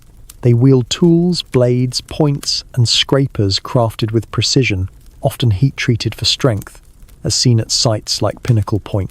Their social bonds, forged around hearths and hunts, give them resilience, a capacity to cooperate across generations. By 70,000 years ago, climate shifts and population pressures nudged them outward. Lowered sea levels, caused by ice ages locking water in glaciers, exposed land bridges across the Red Sea to Arabia, along the coasts of South Asia, and into the islands of Southeast Asia. This is the beginning of a global story, written in footsteps. The archaeological record captures this migration in fleeting glimpses. At School and Kafze in the Levant, dated to 120,000 to 80,000 years ago, Sapiens fossils lie alongside tools and shell beads, early signs of their presence outside Africa. These sites, nestled in coastal caves, suggest a route along the shores where fish and shellfish sustain small bands. In India's Jawalapuram, 74,000 years ago, stone tools mirror African designs, hinting at migrants who carried their traditions across vast distances. In Australia, at Lake Mungo, human remains and hearths dated to 50,000 years ago mark the southernmost reach of this dispersal, proof of sapiens crossing seas, perhaps on simple rafts. Each site is a waypoint, a moment where wanderers pause to live before moving on. Imagine a band of sapiens, 15 strong, moving along a South Asian coast 60,000 years ago. The sun burns low, casting golden light on waves that lap at their feet. A woman with ochre-stained hands leads, her eyes scanning for shellfish beds. A man carries a flint blade, its edge sharp from recent flaking. Children trail behind, learning to spot edible plants or track small game. They camp by a river mouth, their fire a beacon against the night. The tools they use, microliths set into wooden handles, points for spears, are versatile, suited for hunting, fishing, or gathering. Their shelters, likely woven from branches and hides, are temporary, built for a people always on the move. This is not flight but exploration, a journey shaped by the land's rhythms and their own restless hearts. The migration is not a single wave but a series of ripples. Genetic studies reveal multiple dispersals, with sapiens moving through the Levant into Asia and Europe, then later into Australia and beyond. The Toba supereruption, 74,000 years ago, blankets parts of India with ash, yet sapiens at Jawalapuram endure, their tools unchanged, suggesting resilience in crisis. Coastal routes are key shell middens at sites like Clayse's Rivermouth show a reliance on marine foods, a strategy that fuels long journeys. In the Levant, sapiens encounter Neanderthals, their tools and burials at School mirroring Neanderthal practices, hinting at exchange or coexistence. Genetic traces of Neanderthal DNA in modern humans confirm interbreeding, a meeting of minds and bodies in a shared landscape. The tools of this era are a bridge between worlds. At Kafse, sapiens craft Levallois points, sharp and versatile, alongside beads made from seashells, pierced and strung. These are not just tools but symbols, perhaps marking identity or status. In Sri Lanka's Fa Hien cave, 48,000 years ago, microliths and bone tools suggest a rainforest life, with hunters targeting small, agile prey. In Borneo's Naya caves, 46,000 years ago, sapiens leave hearths and animal bones, their tools adapted for jungle survival. These artifacts show a people quick to learn, shaping their technology to fit new environments, coastal cliffs, dense forests, open steppes. The consistency of their toolkits across vast distances speaks of shared knowledge, carried in hands and minds. The landscapes they traverse are as varied as their tools. In Arabia's Dhofar region, 100,000 years ago, sapiens camp by springs, their tools found near dried lake beds, suggesting a greener past. In China's Fuyan cave, 80,000 years ago, human teeth and tools lie among deer and pig bones, evidence of forest hunting. In Europe, at Kostenki, 45,000 years ago, sapiens brave colder climates, their tools and hearths nestled among mammoth bones. Each environment demands new skills, tracking unfamiliar animals, foraging strange plants, or building shelters against rain or frost. Their adaptability is their strength, rooted in a social structure that shares burdens and knowledge. A band might split to hunt, then reunite to share meat. Their fire's a hub for stories and skills. Food is both fuel and ritual. At Blombos Cave, 70,000 years ago, sapiens roast fish and antelope, their hearths surrounded by ochre and tools. Stable isotope analysis of their bones shows a diet rich in protein but also plants, tubers, fruits, grasses gathered with care. Coastal sites yield shellfish, a reliable resource when game is scarce. Cooking transforms tough foods, freeing energy for growing brains. But meals are more than nourishment. They are moments of connection. Imagine a band sharing a roasted hare, their laughter mingling with the crackle of fire.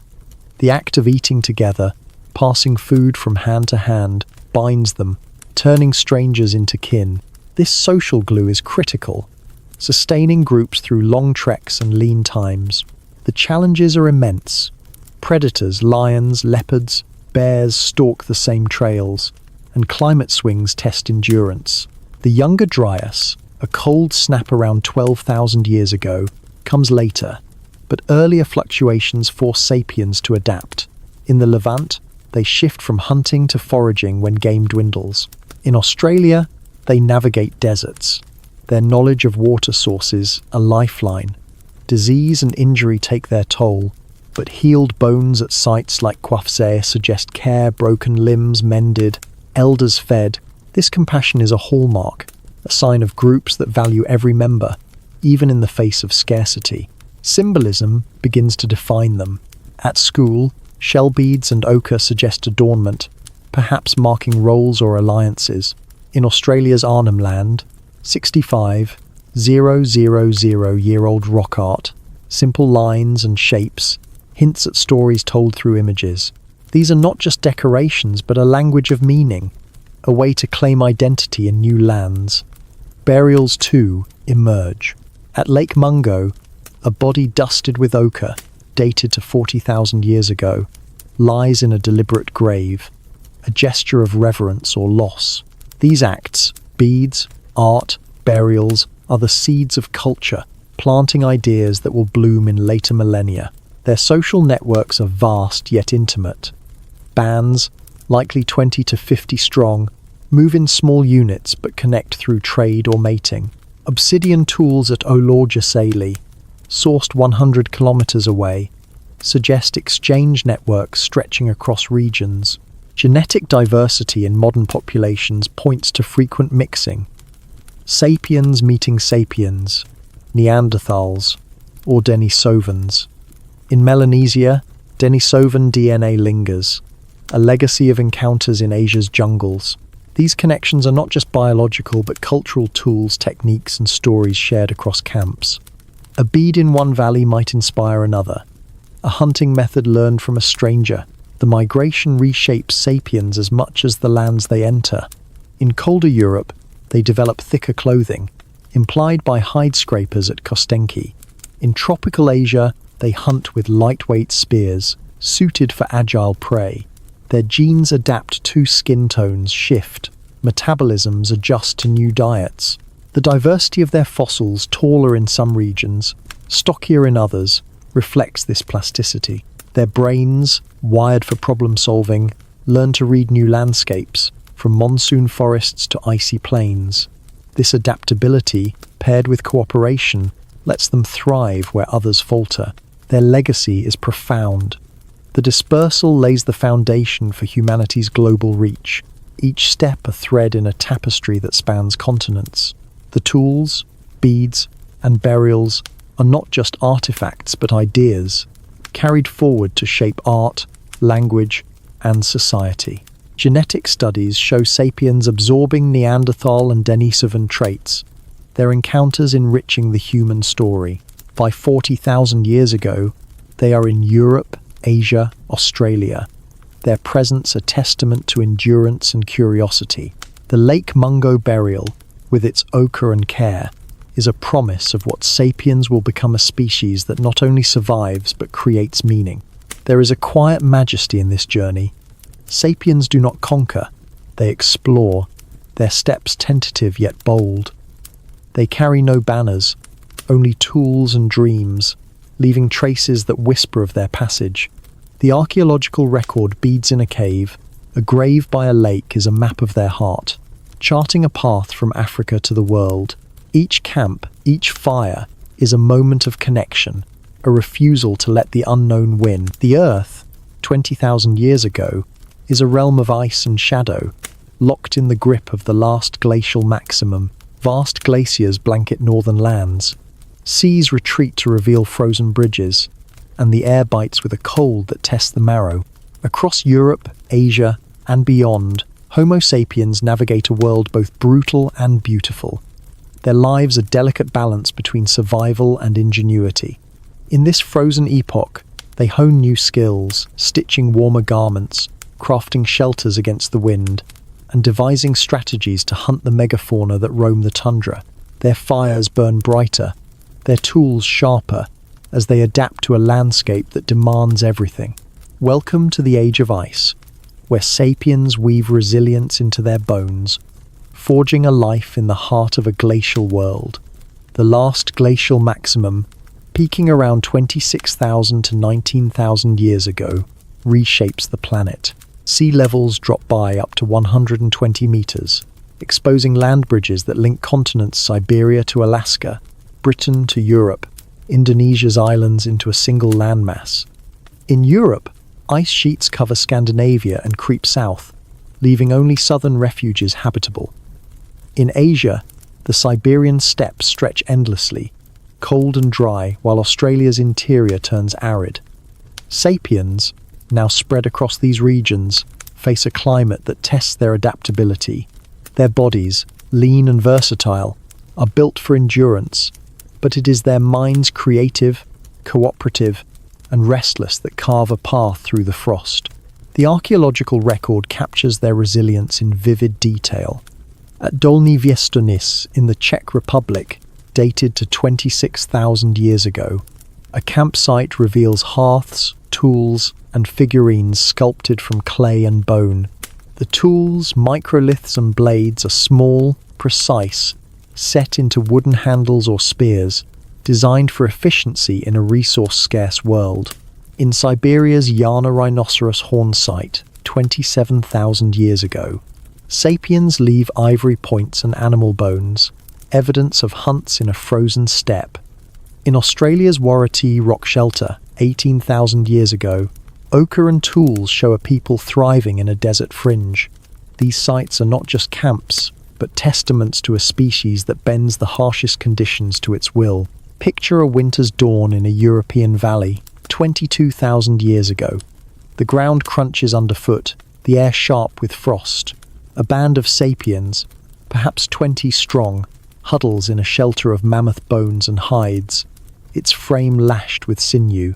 A woman threads a bone needle through reindeer hide, stitching a tunic to ward off the cold. Nearby, a man sharpens a flint spear point, its edge honed for a coming hunt.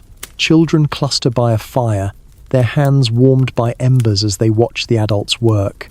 The shelter, half buried in snow, is a haven, its warmth a fragile defiance of the ice outside. This is not mere survival, but a crafted life. Each task a thread in a tapestry of endurance. Clothing is a cornerstone of their adaptation. In colder regions, sapiens innovate beyond the simple hides of earlier times. At Sunghir in Russia, 24,000 years ago, burials reveal tunics adorned with thousands of ivory beads, sewn with precision. Bone needles, found at sites like Kostenki, are fine enough to stitch layered garments, furs, perhaps lined with grass for insulation. These clothes are not just for warmth but for mobility, allowing hunters to stalk prey across snowy plains. Where patterns on needles suggest heavy use, crafting boots, hoods, or gloves. In warmer refuges, like Spain's El Mirón cave, lighter hides suffice. but the skill remains. Scrapers shape leather, awls pierce it, a technology born of necessity and refined by care. Shelters, too, evolved to meet the ice's challenge. At Mezyrich in Ukraine, 18,000 years ago, sapiens construct domes from mammoth bones, their arches covered with hides and sod. These are not temporary camps, but semi-permanent homes, housing families through brutal winters. The bones, heavy and plentiful, are arranged with purpose, skulls as foundations, ribs as supports. Inside, hearths burn continuously, their ash layered with charred bones and seeds. In southern Europe, at Abri-Pataud, rock shelters are fortified with stone walls, their interiors lined with furs. These structures demand cooperation, one to haul bones, another to stitch hides, a third to tend the fire. The result is a refuge where life persists, even as glaciers loom. Hunting in this era is a dance of strategy and risk. The tundra teems with megafauna mammoths, bison, reindeer whose size offers bounty but demands skill. At Solutré in France, 20,000 years ago, piles of horse bones suggest mass hunts, perhaps driving herds off cliffs or into traps. Spear points, tipped with flint or bone, bear impact marks from piercing thick hides. In Siberia's Malta site, 24,000 years ago, ivory spears and snares show a focus on smaller game hares, foxes when larger prey is scarce. These hunts require planning. Groups coordinate, using fire or shouts to herd animals, their movements honed by years of learning the land. Bones at these sites are butchered with precision, marrow extracted, hides prepared, nothing wasted. The tools of this era are marvels of efficiency. The Gravettian culture, spanning Europe 33,000 to 21,000 years ago, produces blades so thin they cut like modern knives. At Kostenk, microliths, tiny razor-sharp stones, are hafted into spears or arrows, suggesting early bow use. In Australia, edge-ground axes at Warattai show a mastery of stone, polished for cutting wood or bone. These tools are not just functional but portable, suited for a nomadic life. At Dolny Vistonis, clay kilns among the earliest known bake figurines and tools, showing a command of fire beyond cooking.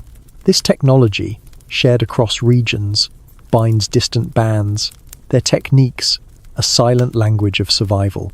Food is both challenge and bond.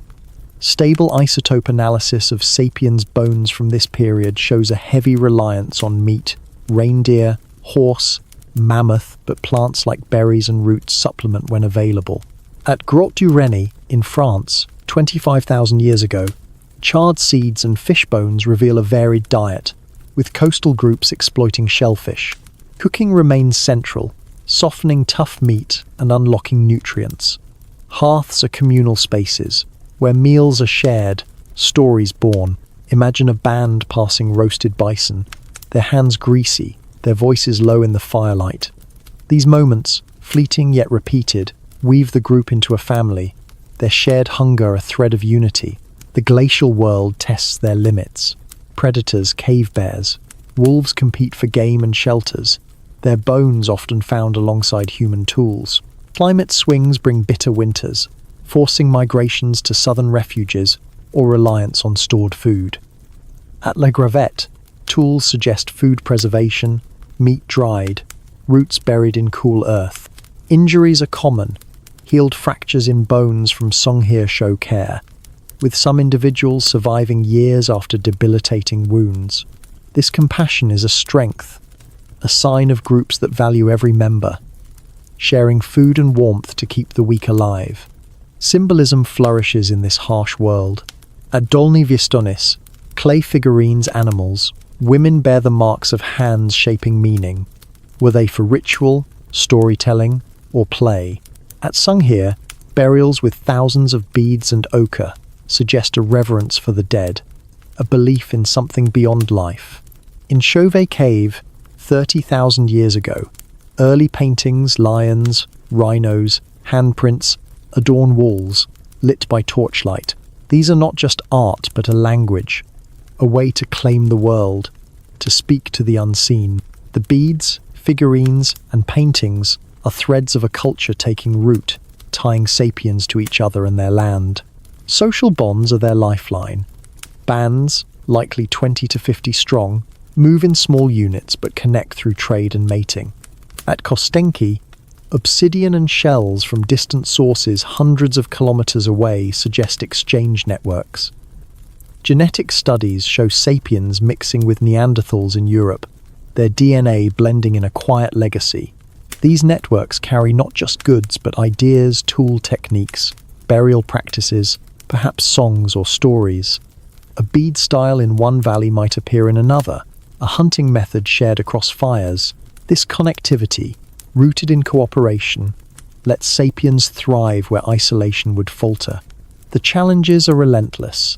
The cold claims lives, and starvation looms when hunts fail. Yet sapiens adapt, their tools and strategies evolving with the ice. In Siberia, at Yana, they hunt rhinos with long spears, their points designed for deep wounds. In Europe, at La Madeleine, they carve antler into harpoons, targeting fish in icy rivers. These innovations are not solitary but shared, passed through watching, teaching, surviving. The archaeological record, tools, hearths, burials, shows a people who learn from each failure, turning hardship into strength. Their legacy is etched in the world they shaped.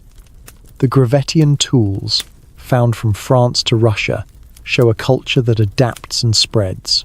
The art, from figurines to cave paintings, is a prelude to later expressions, a sign of minds that see beyond the immediate. Their genes, carrying Neanderthal traces, flow into modern populations, a reminder of their encounters.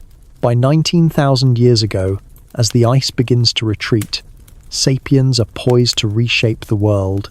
Their adaptations are foundation for the future.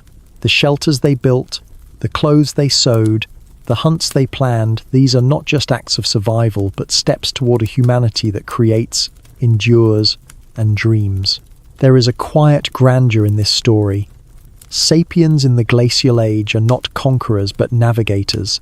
Their lives a delicate dance with a world of ice. Their tools, sharpened against the cold, are not just for cutting but for claiming a place in a hostile land. Under the flickering torchlight of caves, 35,000 to 15,000 years ago, a profound shift stirs in the heart of Homo sapiens. The world is still gripped by the fading chill of the Ice Age, its landscapes a patchwork of tundra, forest, and windswept plains. Yet, within the shadowed recesses of Europe's caves and the open camps of Asia, sapiens begin to paint their world not just with tools or fire, but with images that capture the soul of their existence. From the vivid beasts of Lascaux to the delicate carvings of Siberia, their hands trace stories on stone and bone, weaving a tapestry of meaning that transcends survival. Welcome to the birth of art and symbolism, where sapiens etch their fears, dreams, and reverence into the earth, creating a legacy that speaks across millennia. The Upper Paleolithic, spanning 40,000 to 10,000 years ago, is a time of transformation.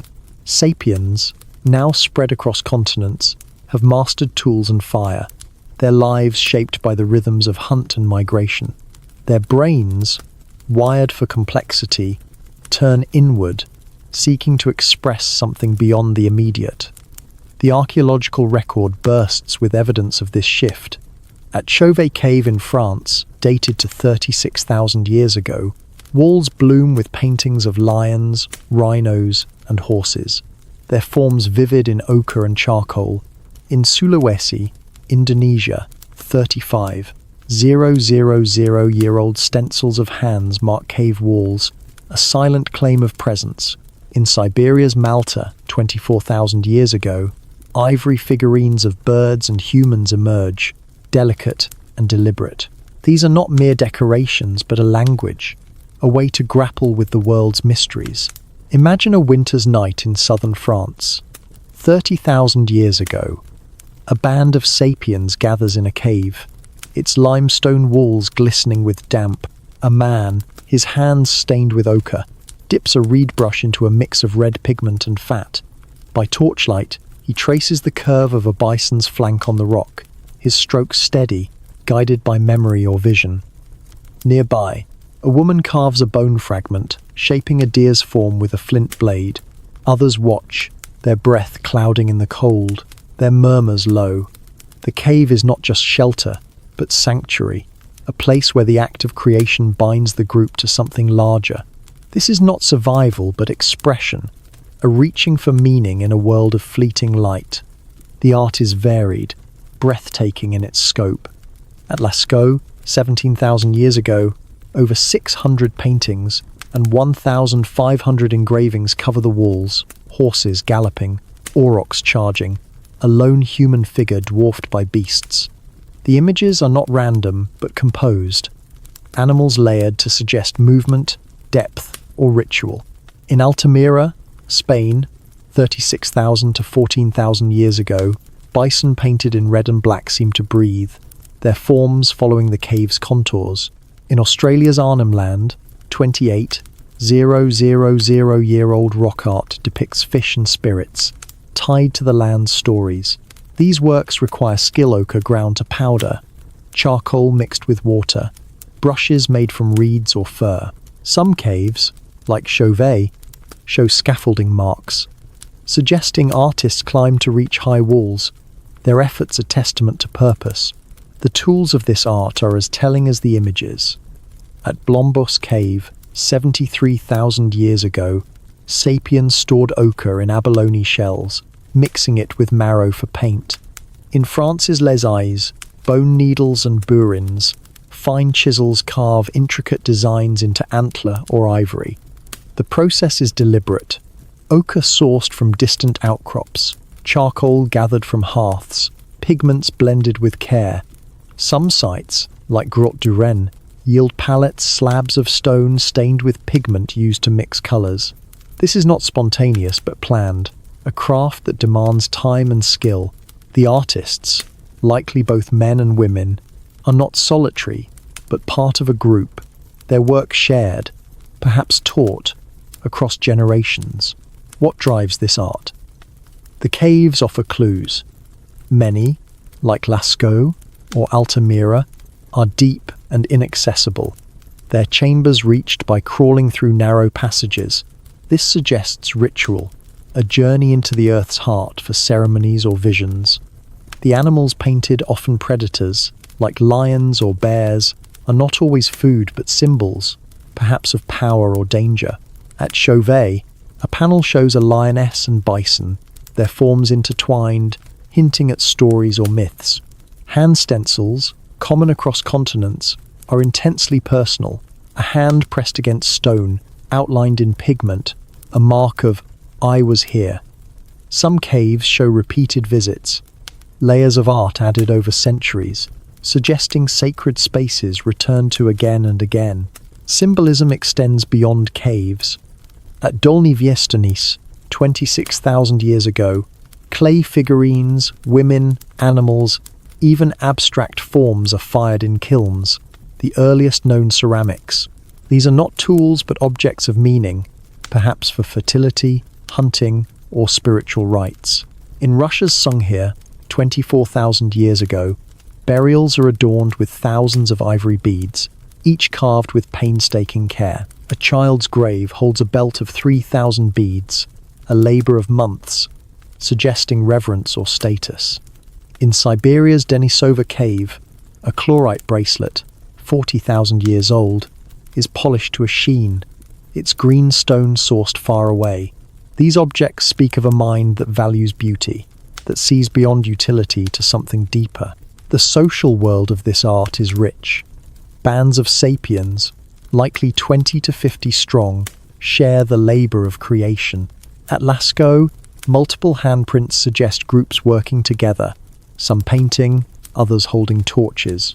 The diversity of styles, bold lines in one cave, delicate engravings in another, hints at individual artists within a shared tradition. Trade networks, stretching hundreds of kilometers, bring materials like ochre or shells to distant sites. At Abri Castanet, 37,000 years ago, engraved stones and beads show a culture linked by exchange, not just of goods but of ideas. These networks foster a shared language of symbols, tying bands across regions into a broader human story. The act of creation is communal. Imagine a band preparing for a ritual deep in a cave. One grinds ochre, another gathers wood for torches, a third sings or chants, their voice echoing off the walls. The art is not for display but for experience, a shared moment that binds the group. Ethnographic studies of modern hunter-gatherers suggest art often accompanies storytelling or rites, hunts reenacted, spirits invoked. The Chauvet paintings, with their dynamic animals, may have been part of such rituals, a way to connect with the unseen forces of the world. The figurines at Dolní Věstonice, some deliberately broken, might have been offerings, shattered to release their power. The challenges of this era shape the art. The Ice Age's cold limits resources, forcing sapiens to hunt and gather with precision. Yet art flourishes, a defiance of scarcity. At Gunnersdorf, Germany, 15,000 years ago, slate plaques are engraved with women and animals, their lines sharp despite the frost. The effort, hours to carve, days to paint, suggests art is not a luxury but a necessity, a way to make sense of a world where survival is uncertain. Predators, like cave bears whose bones litter Chauvet, compete for shelters. Yet sapiens claim these spaces, their art a mark of resilience. Healed injuries in burials at Sungheer show care, suggesting art may also have been a balm, a way to heal or honor. The symbolism is not just visual but spiritual. At Hohlfels, Germany, 35,000 years ago, a figurine of a woman, carved from mammoth ivory, is voluptuous, perhaps a symbol of fertility or life. In Malta, Siberia, bird-shaped pendants suggest a reverence for flight or freedom. These objects, small enough to carry, are not static but part of a living culture, perhaps worn or used in ceremonies. Burials, like those at Sungheer, with their beads and ochre, hint at beliefs in an afterlife or a need to honor the dead. The art is not separate from life but woven into it, a thread that ties the mundane to the profound. The global reach of this symbolism is striking. In Sulawesi, hand stencils and animal paintings mirror European styles, suggesting a shared human impulse, not diffusion. In Australia, rock art at Nuwala Gabaan Mang, 26,000 years ago, depicts spirits and fish, tied to local myths, yet echoing the animal focus of Lascaux. This universality speaks of a mind that seeks to understand, to mark, to connect. The tools of art, ochre, bone, flint, are local, but the ideas are boundless, carried in the minds of wanderers who share stories across fires. The legacy of this art is profound. The paintings, figurines, and beads are not just relics, but the roots of human expression. They lead to the sculptures of ancient cities, the myths of written texts. Genetic studies show sapiens of this era mixing with Neanderthals, their art perhaps a shared language. The Chauvet lions, the Sungheer beads, the Malta birds, these are not endpoints but beginnings, threads that weave through history. By 15,000 years ago, as the ice retreats, sapiens carry this symbolic spark into new lands. Their art a foundation for culture. There is a timeless beauty in this story. Sapiens, in the shadow of ice, paint and carve not just to survive but to live, to claim a world that offers no promises. Their caves, glowing with torchlight, are not just shelters but temples, where hands trace the shapes of dreams. The figurines they hold, the beads they string, are not mere objects but questions, asked of a universe that answers in silence. As we trace their lines on stone, their hands on walls, we see ourselves, a species that paints its fears and hopes, that finds meaning in the act of creation. The sapiens of this era, with their art and symbols, are the poets of the Ice Age, their legacy a light that burns through time. In the vast, shifting landscapes of the Upper Paleolithic, 40,000 to 10,000 years ago, Homo sapiens carve a life from the rhythms of a world still touched by ice. The tundra stretches under endless skies, Forests pulse with hidden life, and rivers carve paths through plains where herds roam. In this era, sapiens do not merely survive.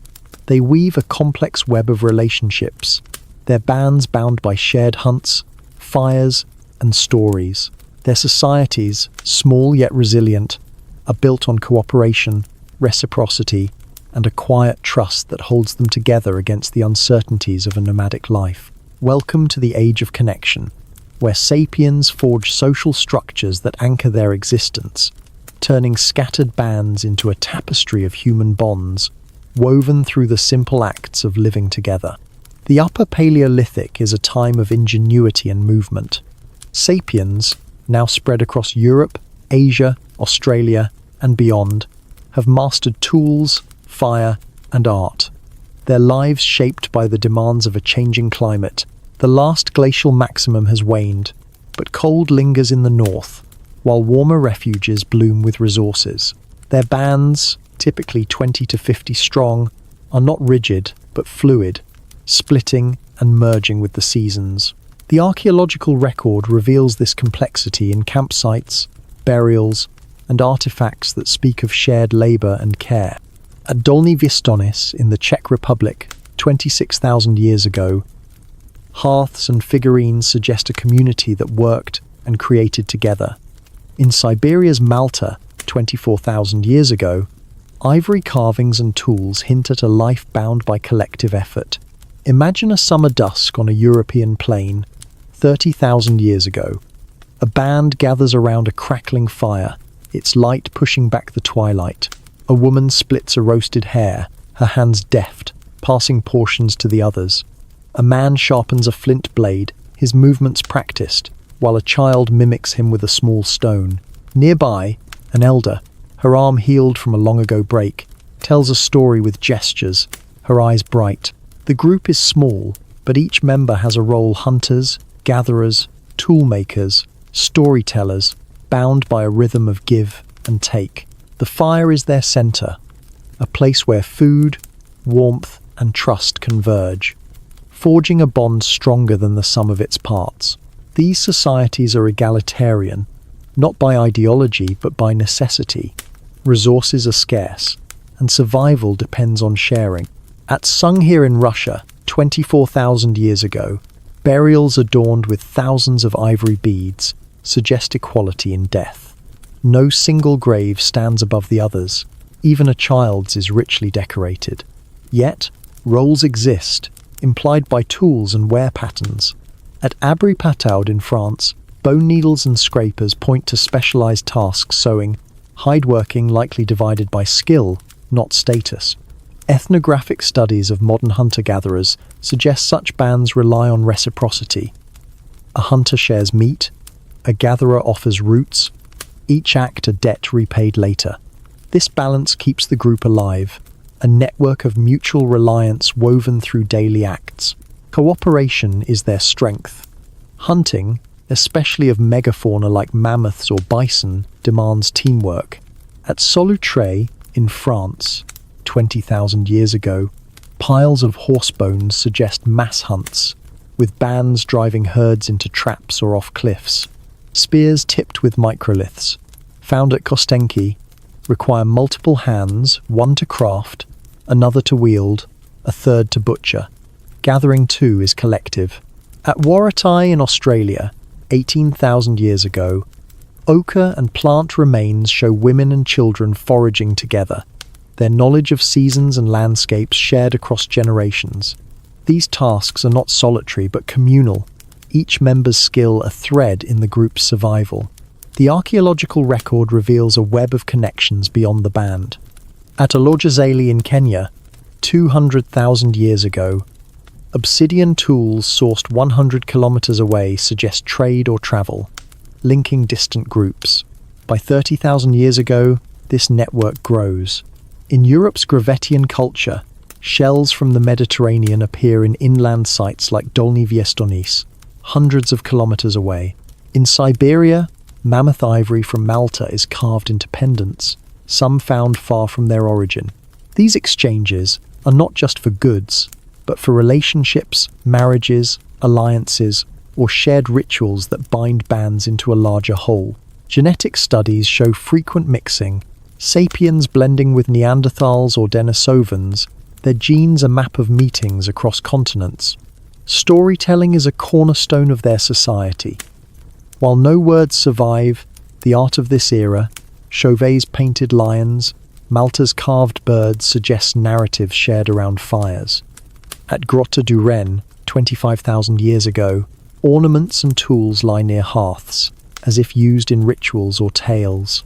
Imagine a band gathered, an elder gesturing to a painted wall, recounting a hunt or a spirit's journey.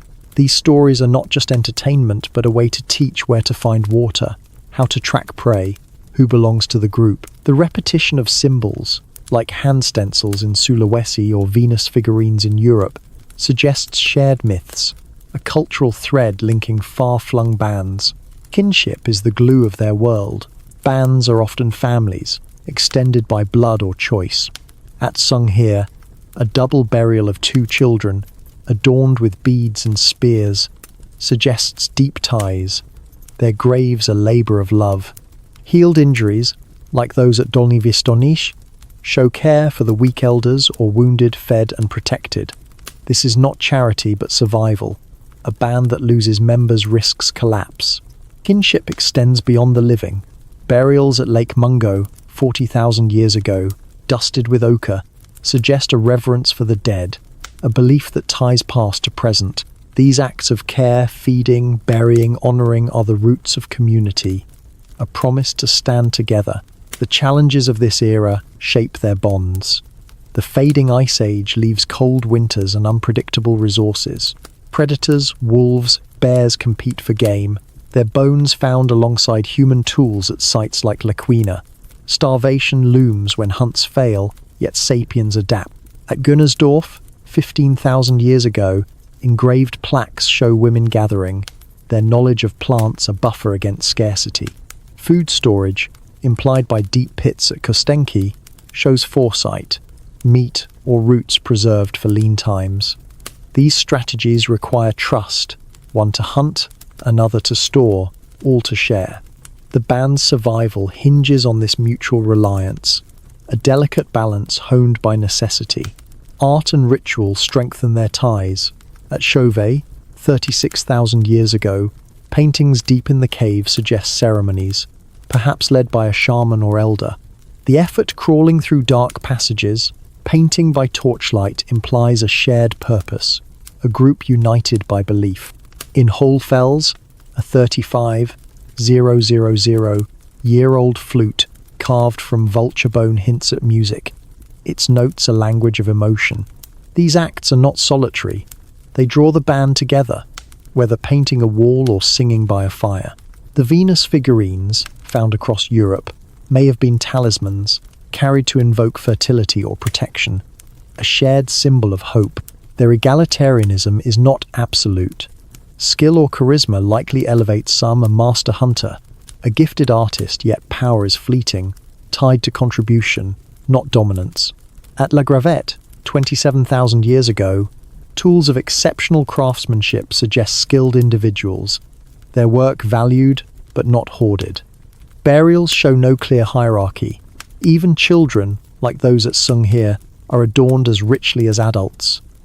This balances practical inequality, risks division, and a divided band falters. Ethnographic parallels suggest disputes were settled through consensus or movement, a dissatisfied member simply joining another group. This fluidity keeps peace, allowing bands to adapt and endure. The global reach of their society is striking. In Australia, Nawala Gabanmang's rock art, 26,000 years old, mirrors European styles, suggesting a universal human impulse to connect through images. In Siberia, Malta's figurines resemble those of Dolny Vistonice, thousands of kilometers away. These similarities are not diffusion but convergence, a shared need to make sense of the world. Trade networks carry more than goods, they carry ideas. A shell bead in France, a bone flute in Germany, an ochre design in Australia. These are threads of a human story, woven across continents by bands that meet, trade, and part.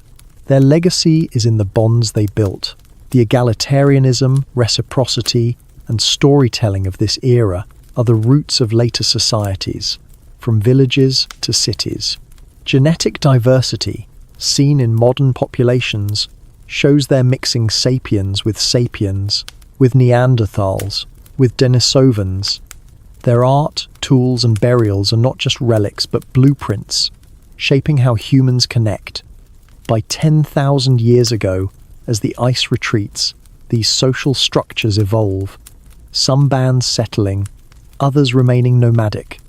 The fires they shared, the stories they told, are the foundation of our own communities, a legacy of trust in a world of uncertainty. There is a quiet strength in this story. Sapiens of the Upper Paleolithic do not build empires but relationships. Their lives a delicate dance of cooperation and care. Their fires are not just for warmth but for gathering. Their tools not just for cutting but for sharing. The beads they string, the graves they dig, are acts of connection, tying past to future. As we trace their hearths and artifacts, we see ourselves, a species that survives not alone but together, weaving meaning from the simple act of living side by side. The sapiens of this era, with their shared meals and stories, are the architects of our humanity. Their bonds are light that burns through the ages. Across the sprawling landscapes of the Upper Paleolithic, 50,000 to 10,000 years ago, Homo sapiens navigate a world of shifting climates and boundless horizons. The ice still clings to northern lands, but warmer valleys and coasts pulse with life, herds of reindeer, clusters of edible plants, and rivers teeming with fish. In this era, sapiens refine their ingenuity, crafting tools that extend their reach and reshape their possibilities. From tiny microliths to polished axes and ingenious throwing devices, their technology is not just for survival but for mastery, enabling them to hunt, build, and explore with unprecedented precision. Welcome to the age of innovation, where sapiens wield new tools to carve a life from the wild, their hands forging a future in the stone and bone of a changing world. The Upper Paleolithic is a time of transformation, as sapiens spread across Europe, Asia, Australia, and beyond. The fading grip of the Ice Age opens new territories, but survival demands adaptability. Their minds, sharp and inventive, turn challenges into opportunities, crafting tools that fit the diverse demands of tundra, forest, and desert. The archaeological record brims with evidence of this leap. At Kostenki in Russia, 45,000 years ago, tiny flint microliths sharp as razors are set into wooden handles, creating versatile weapons. In Australia's Warati rock shelter, 18,000 years ago, polished axes and bone points reveal a mastery of local materials. In France's Solutré, 20,000 years ago, spear throwers carved from antler amplify the power of a hunt. These tools are not mere objects but extensions of human will, a bridge to new possibilities. Picture a spring morning on a Siberian steppe, 30,000 years ago. A band of sapiens, 15 strong, moves across a grassy expanse, their eyes tracking a herd of horses. A man grips a spear thrower, its antler curve fitted with a flint point. He tests its balance, the tool an extension of his arm, designed to hurl a spear with deadly force. Nearby, a woman sharpens a microlith blade, embedding it in a wooden shaft for cutting hides. A child, learning by watching, practices flaking a small stone. Their camp, a cluster of hide tents, is strewn with tools, axes for wood, awls for leather, nets for small game. This is not just survival but strategy, a life shaped by tools that multiply their strength and skill. The microlith is a hallmark of this era. These tiny stone flakes, often no larger than a thumbnail, are crafted with precision, their edges honed for cutting or piercing. At La Gravette in France, 27,000 years ago, microliths are found in clusters, some still embedded in bone or wood, suggesting composite tools, spears, arrows, or knives made of multiple parts. The technique requires foresight, A flint core is shaped, then struck to produce dozens of small blades, each tailored for a task. In Siberia's Malta, 24,000 years ago, microliths are hafted into harpoons, their points barbed for fishing. In Australia's Kimberley region, 20,000 years ago, similar tools cut through tough kangaroo hide. These are not crude implements, but a technology of efficiency, light enough to carry, sharp enough to kill. The atlatl, or spear thrower, is another leap. Found at sites like Compsogniere in France, 20,000 years ago, these devices, often carved from antler or wood, extend the arm's leverage, sending spears farther and faster. A well-aimed atlatl can fell a deer from 30 meters, a range impossible by hand alone. The tools bear carvings, animals, geometric patterns suggesting not just function but pride. Experiments show an atlatl doubles a spear's velocity, a game-changer for hunters facing swift prey like reindeer or horses. At Solutre, piles of horse bones, pierced by atlatl-driven points, suggest mass hunts, entire bands working to drive herds into traps. This is not luck but coordination, amplified by tools. Polished axes mark another advance. At Warati, 18,000 years ago, stone axes with ground edges cut through wood or bone, a labor-saving innovation.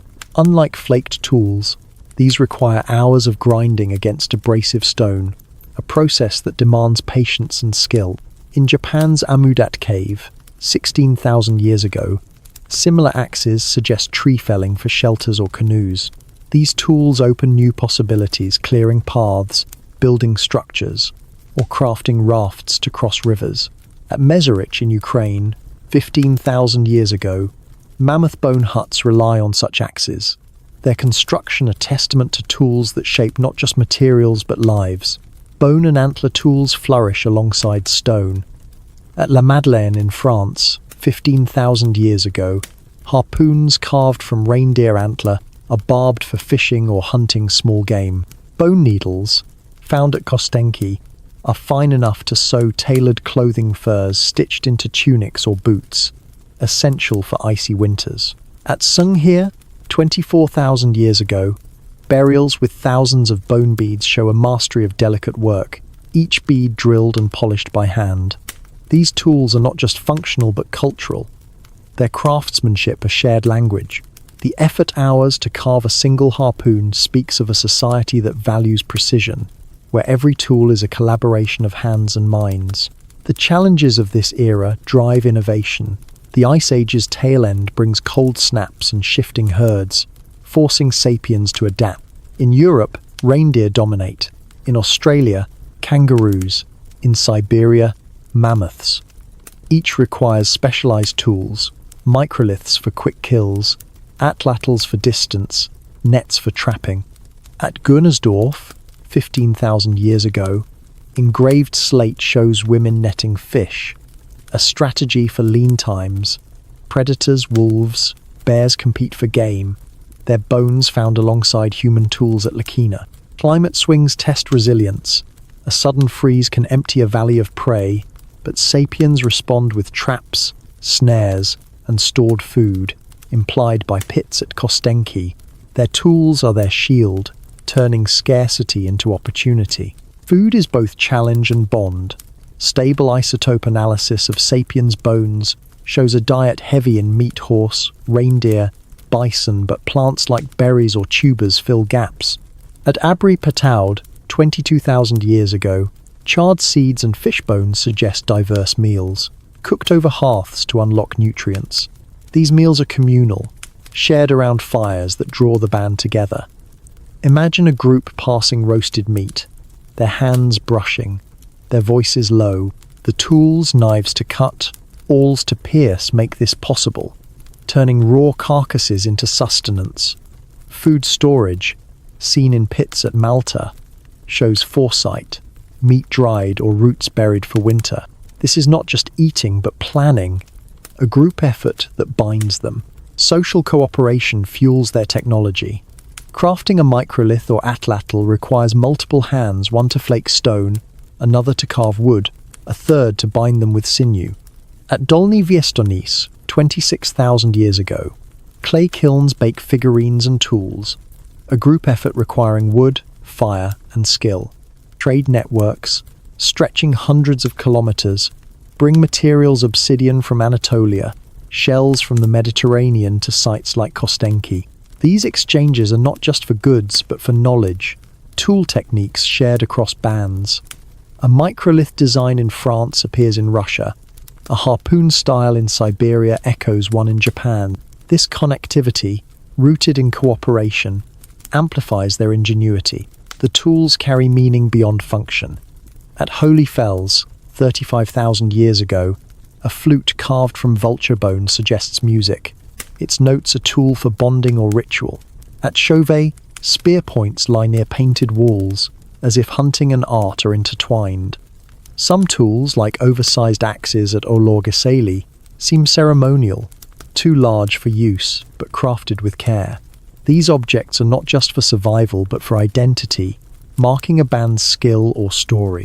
Burials at Sunghear, with tools and beads, suggest a reverence for craft, the dead honored with the instruments of life. This is a culture where tools are not just made but cherished, a reflection of the hands that shaped them. The global reach of this technology is striking. In Australia, edge-ground axes at Arnhem Land mirror those in Japan, suggesting parallel innovations. In Siberia, Malta's ivory points resemble Europe's, despite thousands of kilometers. These similarities are not diffusion, but a shared human drive to solve problems. The microlith, found from France to Australia, is a universal answer to the need for light, sharp tools. Trade networks carry ideas faster than people. Obsidian in the Levant, amber in Russia, shells in South Africa. Genetic studies show sapiens mixing across regions. Their tools are common language in a diverse world. The challenges are relentless. Cold winters, scarce game, and predators test their tools' limits. At Lakina, 70,000 years ago, hyena bones alongside sapiens' tools suggest battles for caves. Yet sapiens endure, their tools evolving with each trial. At La Madeleine, harpoons adapt for fishing as rivers freeze. At Warati, axes shift to desert woods. Healed injuries in burials, like those at Sunghear, show care, with tools likely used to feed or protect the wounded. This resilience is not just in stone but in spirit, a refusal to let the world win. Their legacy is profound. The microliths, atlatls, and axes of this era are the roots of later technologies, plows, wheels, machines. The cooperation behind them, the trade that spreads them, lays the foundation for villages and cities. By 10,000 years ago, as the ice fully retreats, these tools enable new lives, settlements, farming, crafts. The flutes, the ceremonial axes, are sparks of culture, leading to music, art, and ritual. As we trace their blades and points, we see a people who did not just survive but shaped their world. Their tools are testament to a mind that builds, connects, and dreams. In the twilight of the Ice Age, 15,000 to 10,000 years ago, the Earth breathes with a restless energy, its glaciers retreating to reveal new lands and possibilities. Across the vast steppes of Eurasia, the dense forests of the Americas, and the arid plains of Australia, Homo sapiens face a world teeming with giants, mammoths, mastodons, giant sloths, and other megafauna that dominate the landscape. These creatures are not just prey but forces of nature, their size a challenge and a promise. Sapiens, armed with sharpened tools and collective cunning, hunt these behemoths, their lives intertwined with the fate of these massive beasts. Yet, as the climate warms and the giants vanish, questions linger: did human hands or shifting skies drive their end? Welcome to the age of megafauna, where sapiens dance with titans, their hunts shaping both the land and the future. The Upper Paleolithic is a time of transition, as the last glacial maximum fades and warmer winds reshape the world. Sapiens, now global, have honed their skills: microlith-tipped spears, atlatls, and nets, making them formidable hunters.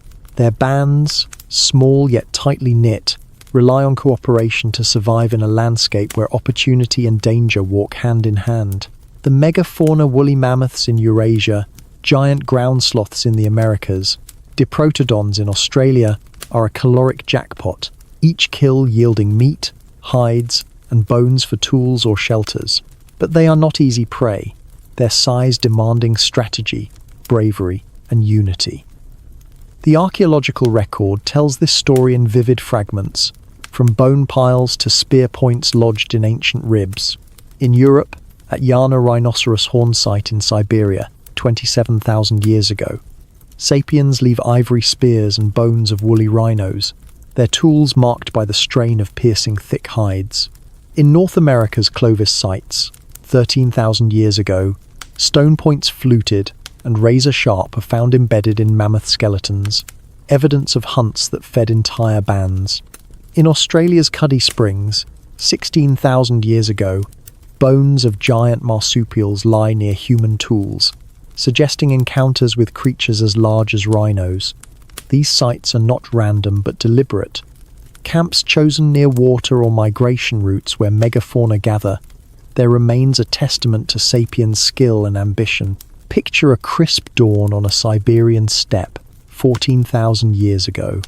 A band of sapiens, 20 strong, crouches in tall grass, their eyes fixed on a woolly mammoth grazing by a river. A man grips an atlatl, its antler handle worn from use, a flint point gleaming at its tip. A woman signals with a raised hand, her breath steady, directing the group to fan out. Children and elders wait at the camp, ready to process the kill. The band moves as one, driving the mammoth toward a marsh where its weight will bog it down. Spears fly, guided by atlatls, piercing the beast's flank. The hunt is not a single act but a symphony, planning, stalking, striking each member a note in the song of survival. The tools of these hunts are marvels of precision. Clovis points, found across North America, are crafted from flint or obsidian, their edges fluted to haft securely onto spears. At Murray Springs, Arizona, 13,000 years ago, such points lie among mammoth bones, their tips bearing impact scars from deep wounds. In Europe's Gravettian sites, like Predmosti, 25,000 years ago, microliths and bone points suggest composite weapons, designed for flexibility and force. In Australia, edge-ground axes at Warratii, 18,000 years ago, cut through bone or wood, aiding in butchery or shelter building. These tools demand skill hours to flake a point, days to carve an atlatl, reflecting a culture where craftsmanship is shared, taught, and perfected. Hunting megafauna is no solitary feat. A mammoth weighing up to 8 tons requires a group effort.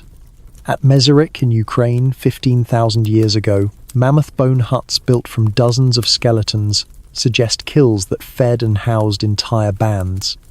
The bones are not just food scraps but resources. Hides for clothing, tusks for tools, ribs for structures. At Solutré in France, 20,000 years ago, piles of horse and bison bones indicate mass hunts, likely driving herds off cliffs or into corrals. Ethnographic parallels suggest bands of 10 to 30 coordinated these efforts, some herding, others striking, all sharing the bounty. The meat from a single mammoth could sustain a group for weeks, its hides clothing them through winter. The archaeological record is rich with such scenes. At Blackwater Draw, New Mexico, 11,000 years ago, Clovis points pierce bison and mammoth bones, their placement suggesting ambushes at watering holes. In Siberia's Berelek, 13,000 years ago, a mammoth graveyard yields tools and bones, some arranged in patterns that hint at ritual or storage.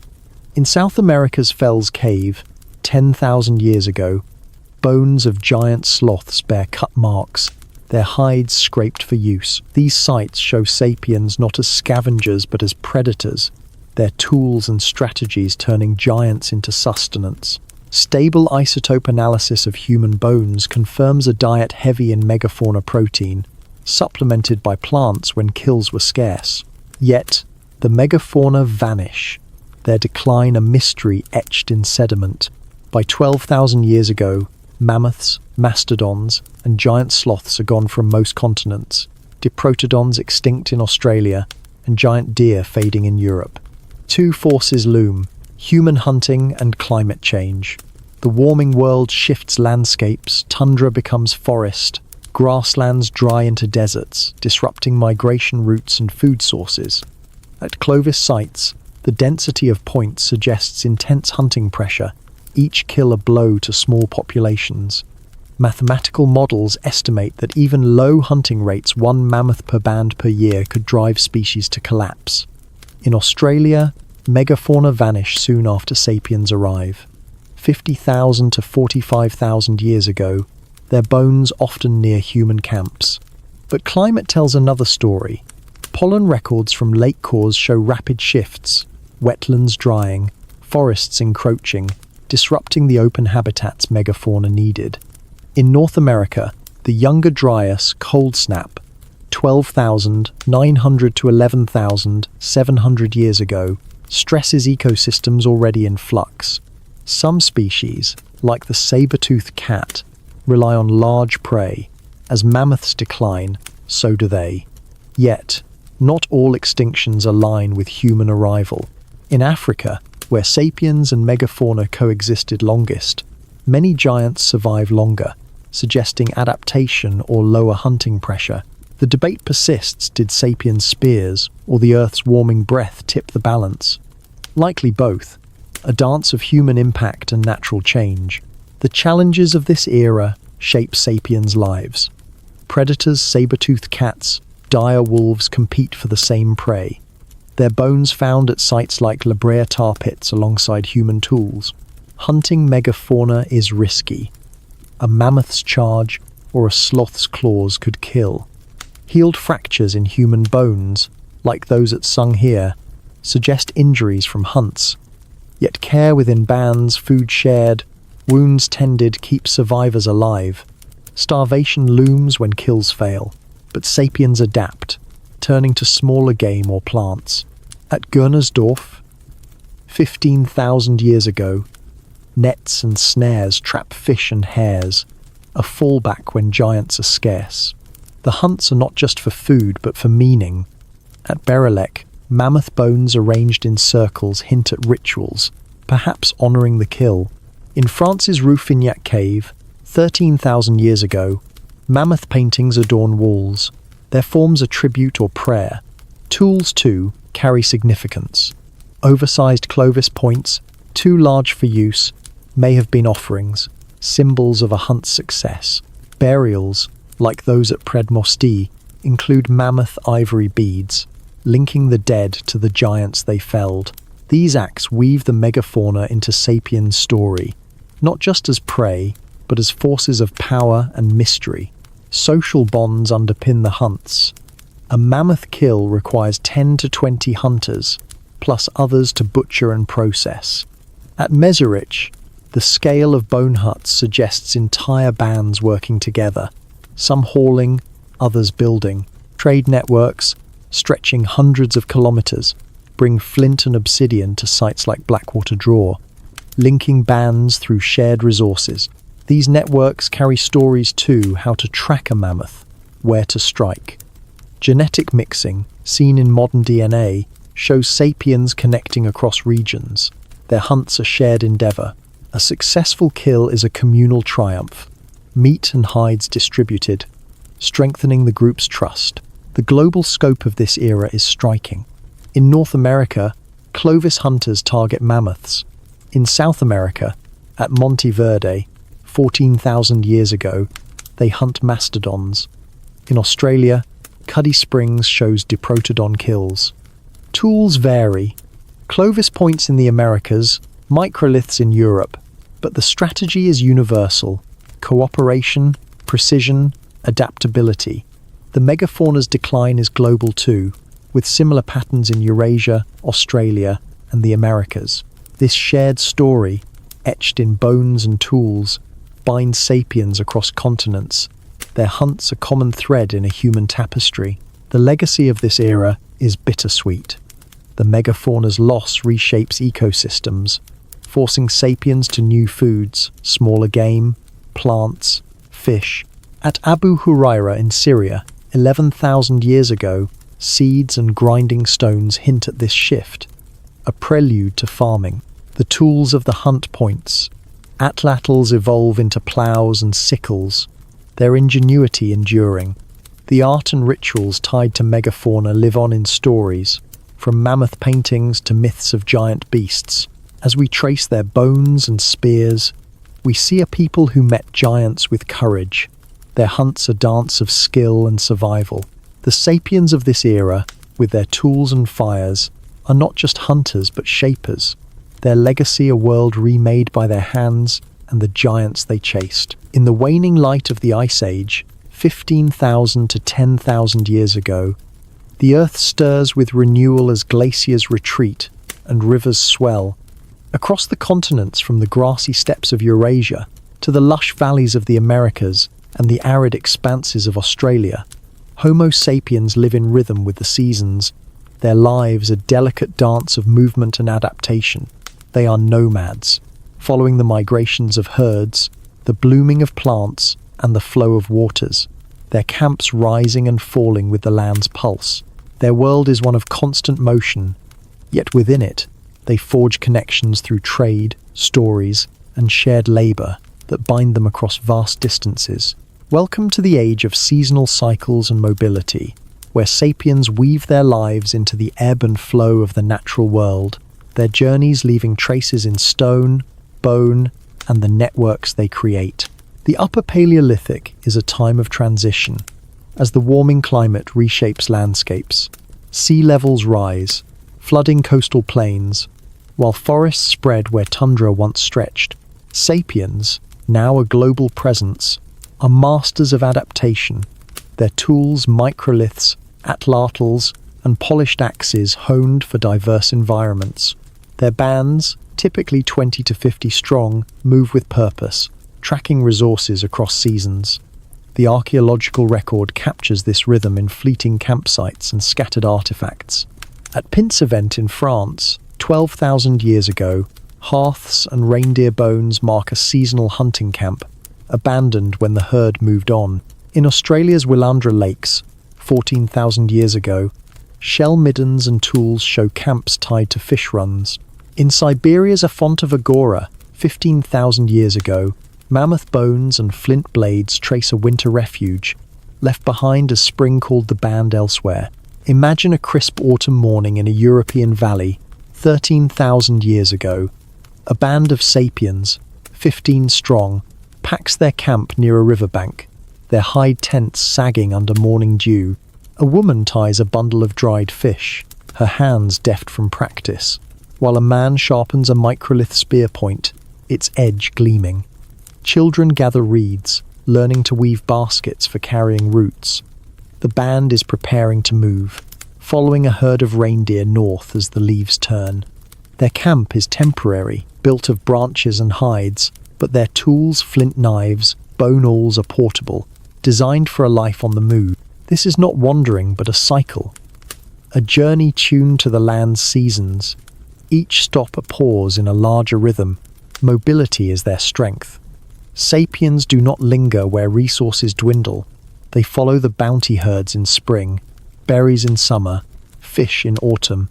At Abu Huraira in Syria, 11,000 years ago, grinding stones and seeds suggest a camp tied to wild grain harvests, abandoned when the plants faded.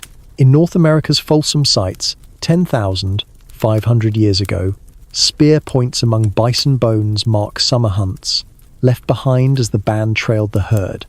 In Australia's Cuddy Springs, 12,000 years ago, tools near waterholes show camps timed to seasonal rains. These movements are not random but strategic, guided by a deep knowledge of the land where rivers flood, where game gathers, where plants ripen. Their tools are built for this nomadic life.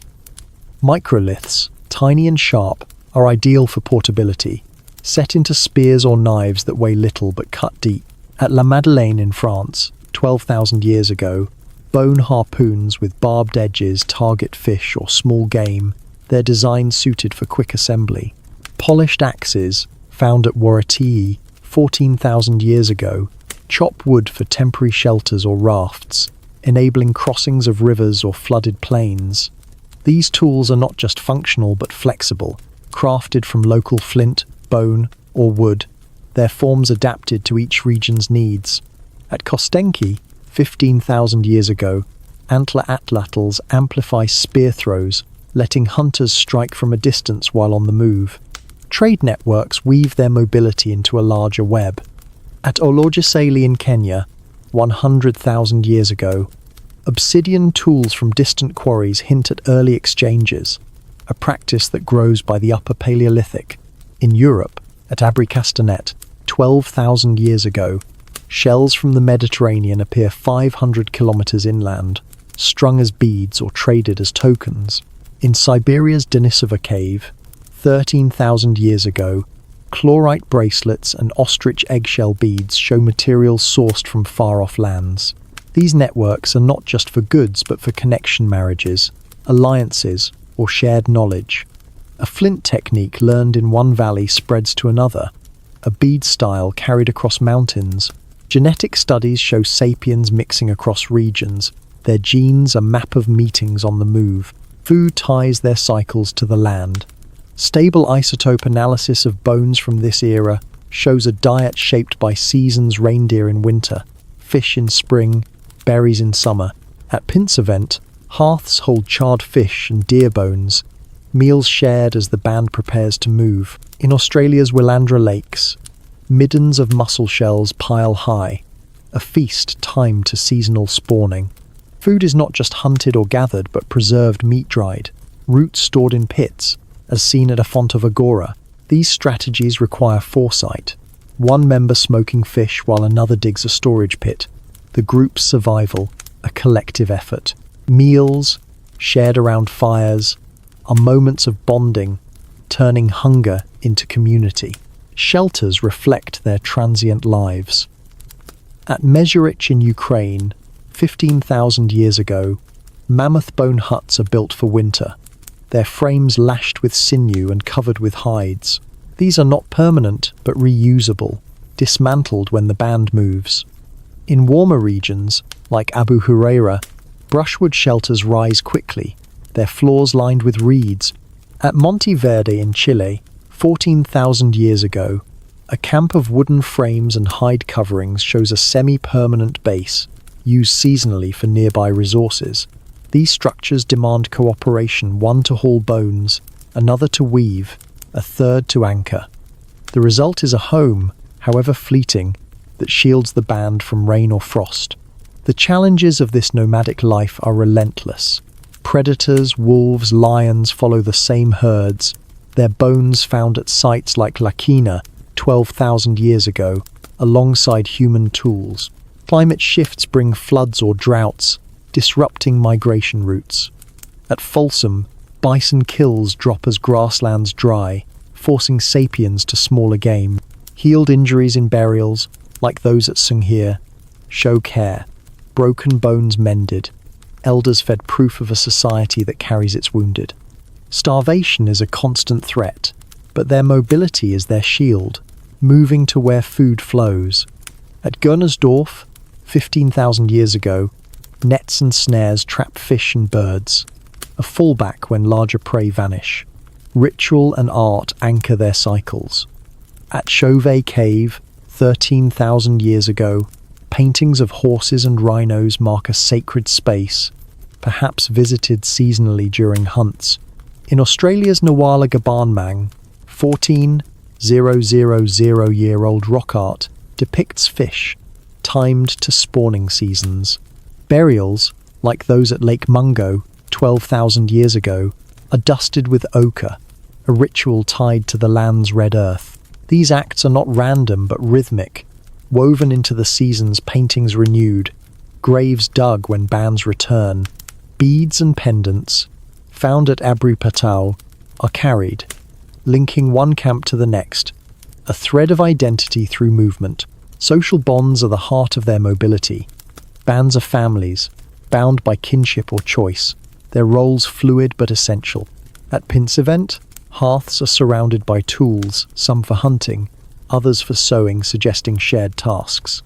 Ethnographic parallels show nomads splitting or merging as resources shift, a flexibility seen in the varied camp sizes at Kostenki. Cooperation is key. One hunts, another gathers, all share. Burials, like those at Dolny Stonis, show care for all. From children to elders, their graves equal in adornment. These bonds are not just local but regional. Trade networks linking bands across hundreds of kilometers. Their meetings a chance to share stories, mates, or tools. The global reach of this nomadic life is striking. In North America, Folsom hunters track bison, their camps moving with the herd. In South America, Monteverde's dwellers follow seasonal rivers, their tools adapted for fish and plants. In Australia, Willandra's camps hug lakes, tied to fish runs. The tools, microliths, axes, harpoons are universal, shaped to local needs but rooted in a shared human ingenuity. Trade networks, seen in the spread of obsidian or shells, create a web of connection from Siberia to the Levant. Genetic mixing, with Neanderthal and Denisovan traces, shows sapiens meeting others on their journeys. Their lives a tapestry of encounters. The legacy of this era is profound. The seasonal cycles and mobility of these sapiens lay the groundwork for later societies. As the climate warms, some bands settle, their camps at Abu Huraira evolving into villages by 10,000 BCE. The tools and networks they built, microliths for reaping, trade for resources, enable this shift. Their art and rituals, tied to the seasons, become the myths and ceremonies of early farmers. The knowledge of landscapes, passed through generations, shapes how humans adapt to new worlds. By 10,000 years ago, the nomadic rhythm slows for some, but its spirit endures in the restlessness of later explorers. There is a timeless grace in this story. Sapiens of this era do not conquer the land, but move with it. Their lives a rhythm of following and finding. Their camps, fleeting yet purposeful, are not just shelters but homes, built on trust. The tools they carry, the beads they trade, are not just objects but stories, linking one season to the next. As the Ice Age fades, 12,000 to 8,000 years ago, the Earth awakens with a surge of warmth and renewal. Glaciers retreat, leaving fertile valleys and swelling rivers in their wake, while forests spread across once barren plains. From the Levant's sunlit hills to the lush riverbanks of the Americas and the greening steppes of Asia, Homo sapiens stand at a crossroads. The megafauna they once hunted dwindle, and the rhythms of their nomadic life shift towards something new: settlement. In these early villages, sapiens plant the seeds of agriculture, taming wild plants and animals to forge a new way of life. Their hands, once guided by the chase, now shape the land itself, laying the foundations of a world remade. Welcome to the dawn of agriculture, where sapiens anchor their lives to the earth, weaving permanence into the fabric of their existence. The Neolithic Revolution, spanning roughly 10,000 to 5,000 BCE, marks a profound shift.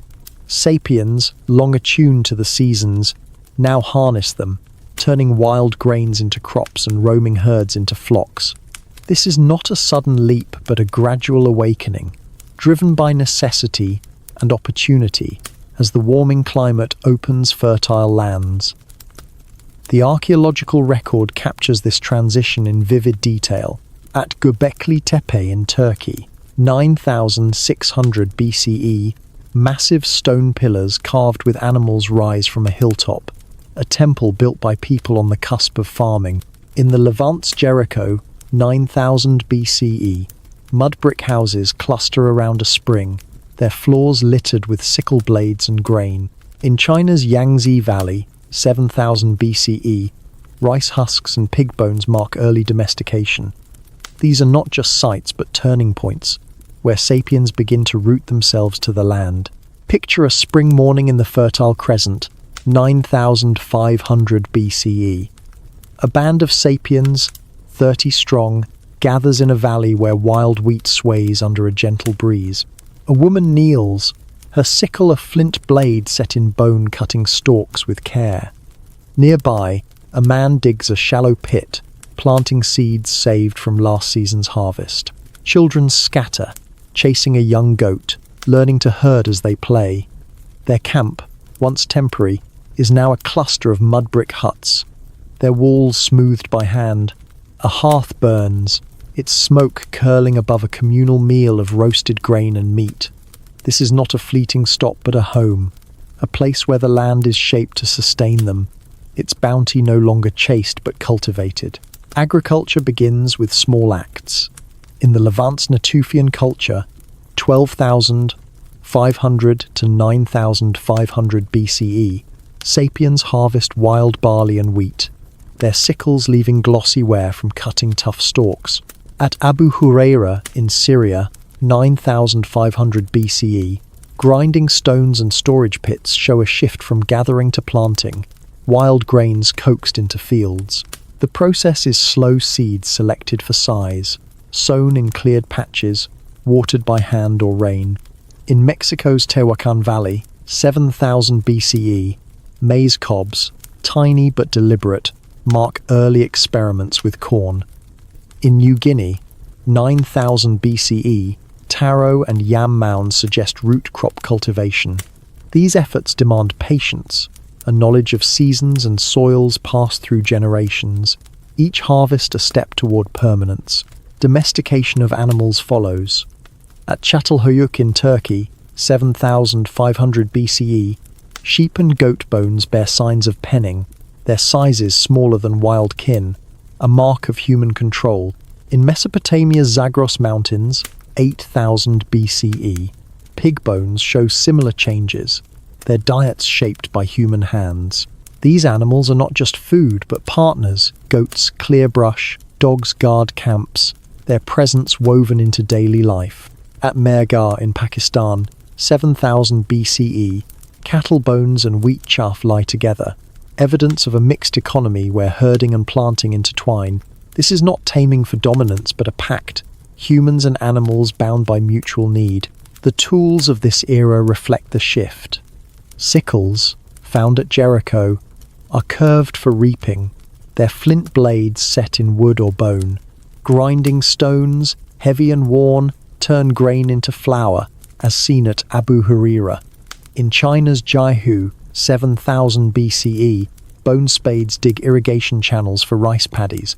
These tools are not just for labor but for permanence, designed for repeated use in one place. At Göbekli Tepe, massive T-shaped pillars, weighing tons, are quarried and carved, a communal effort that suggests not just skill but organization. Pottery, emerging at Çatalhöyük, holds grain or water, its clay fired in kilns, a new technology for a settled life. Settlement reshapes their world. At Jericho, 9,000 BCE, mud brick houses form a village of hundreds, protected by a stone wall and tower, perhaps against floods or rivals. At Çatalhöyük, houses are packed tight, their roofs a shared walkway, their interiors painted with bulls and dancers. These are not camps but communities, where families live year-round, their lives tied to fields and herds. Storage pits, lined with clay, hold surplus grain, a buffer against lean seasons.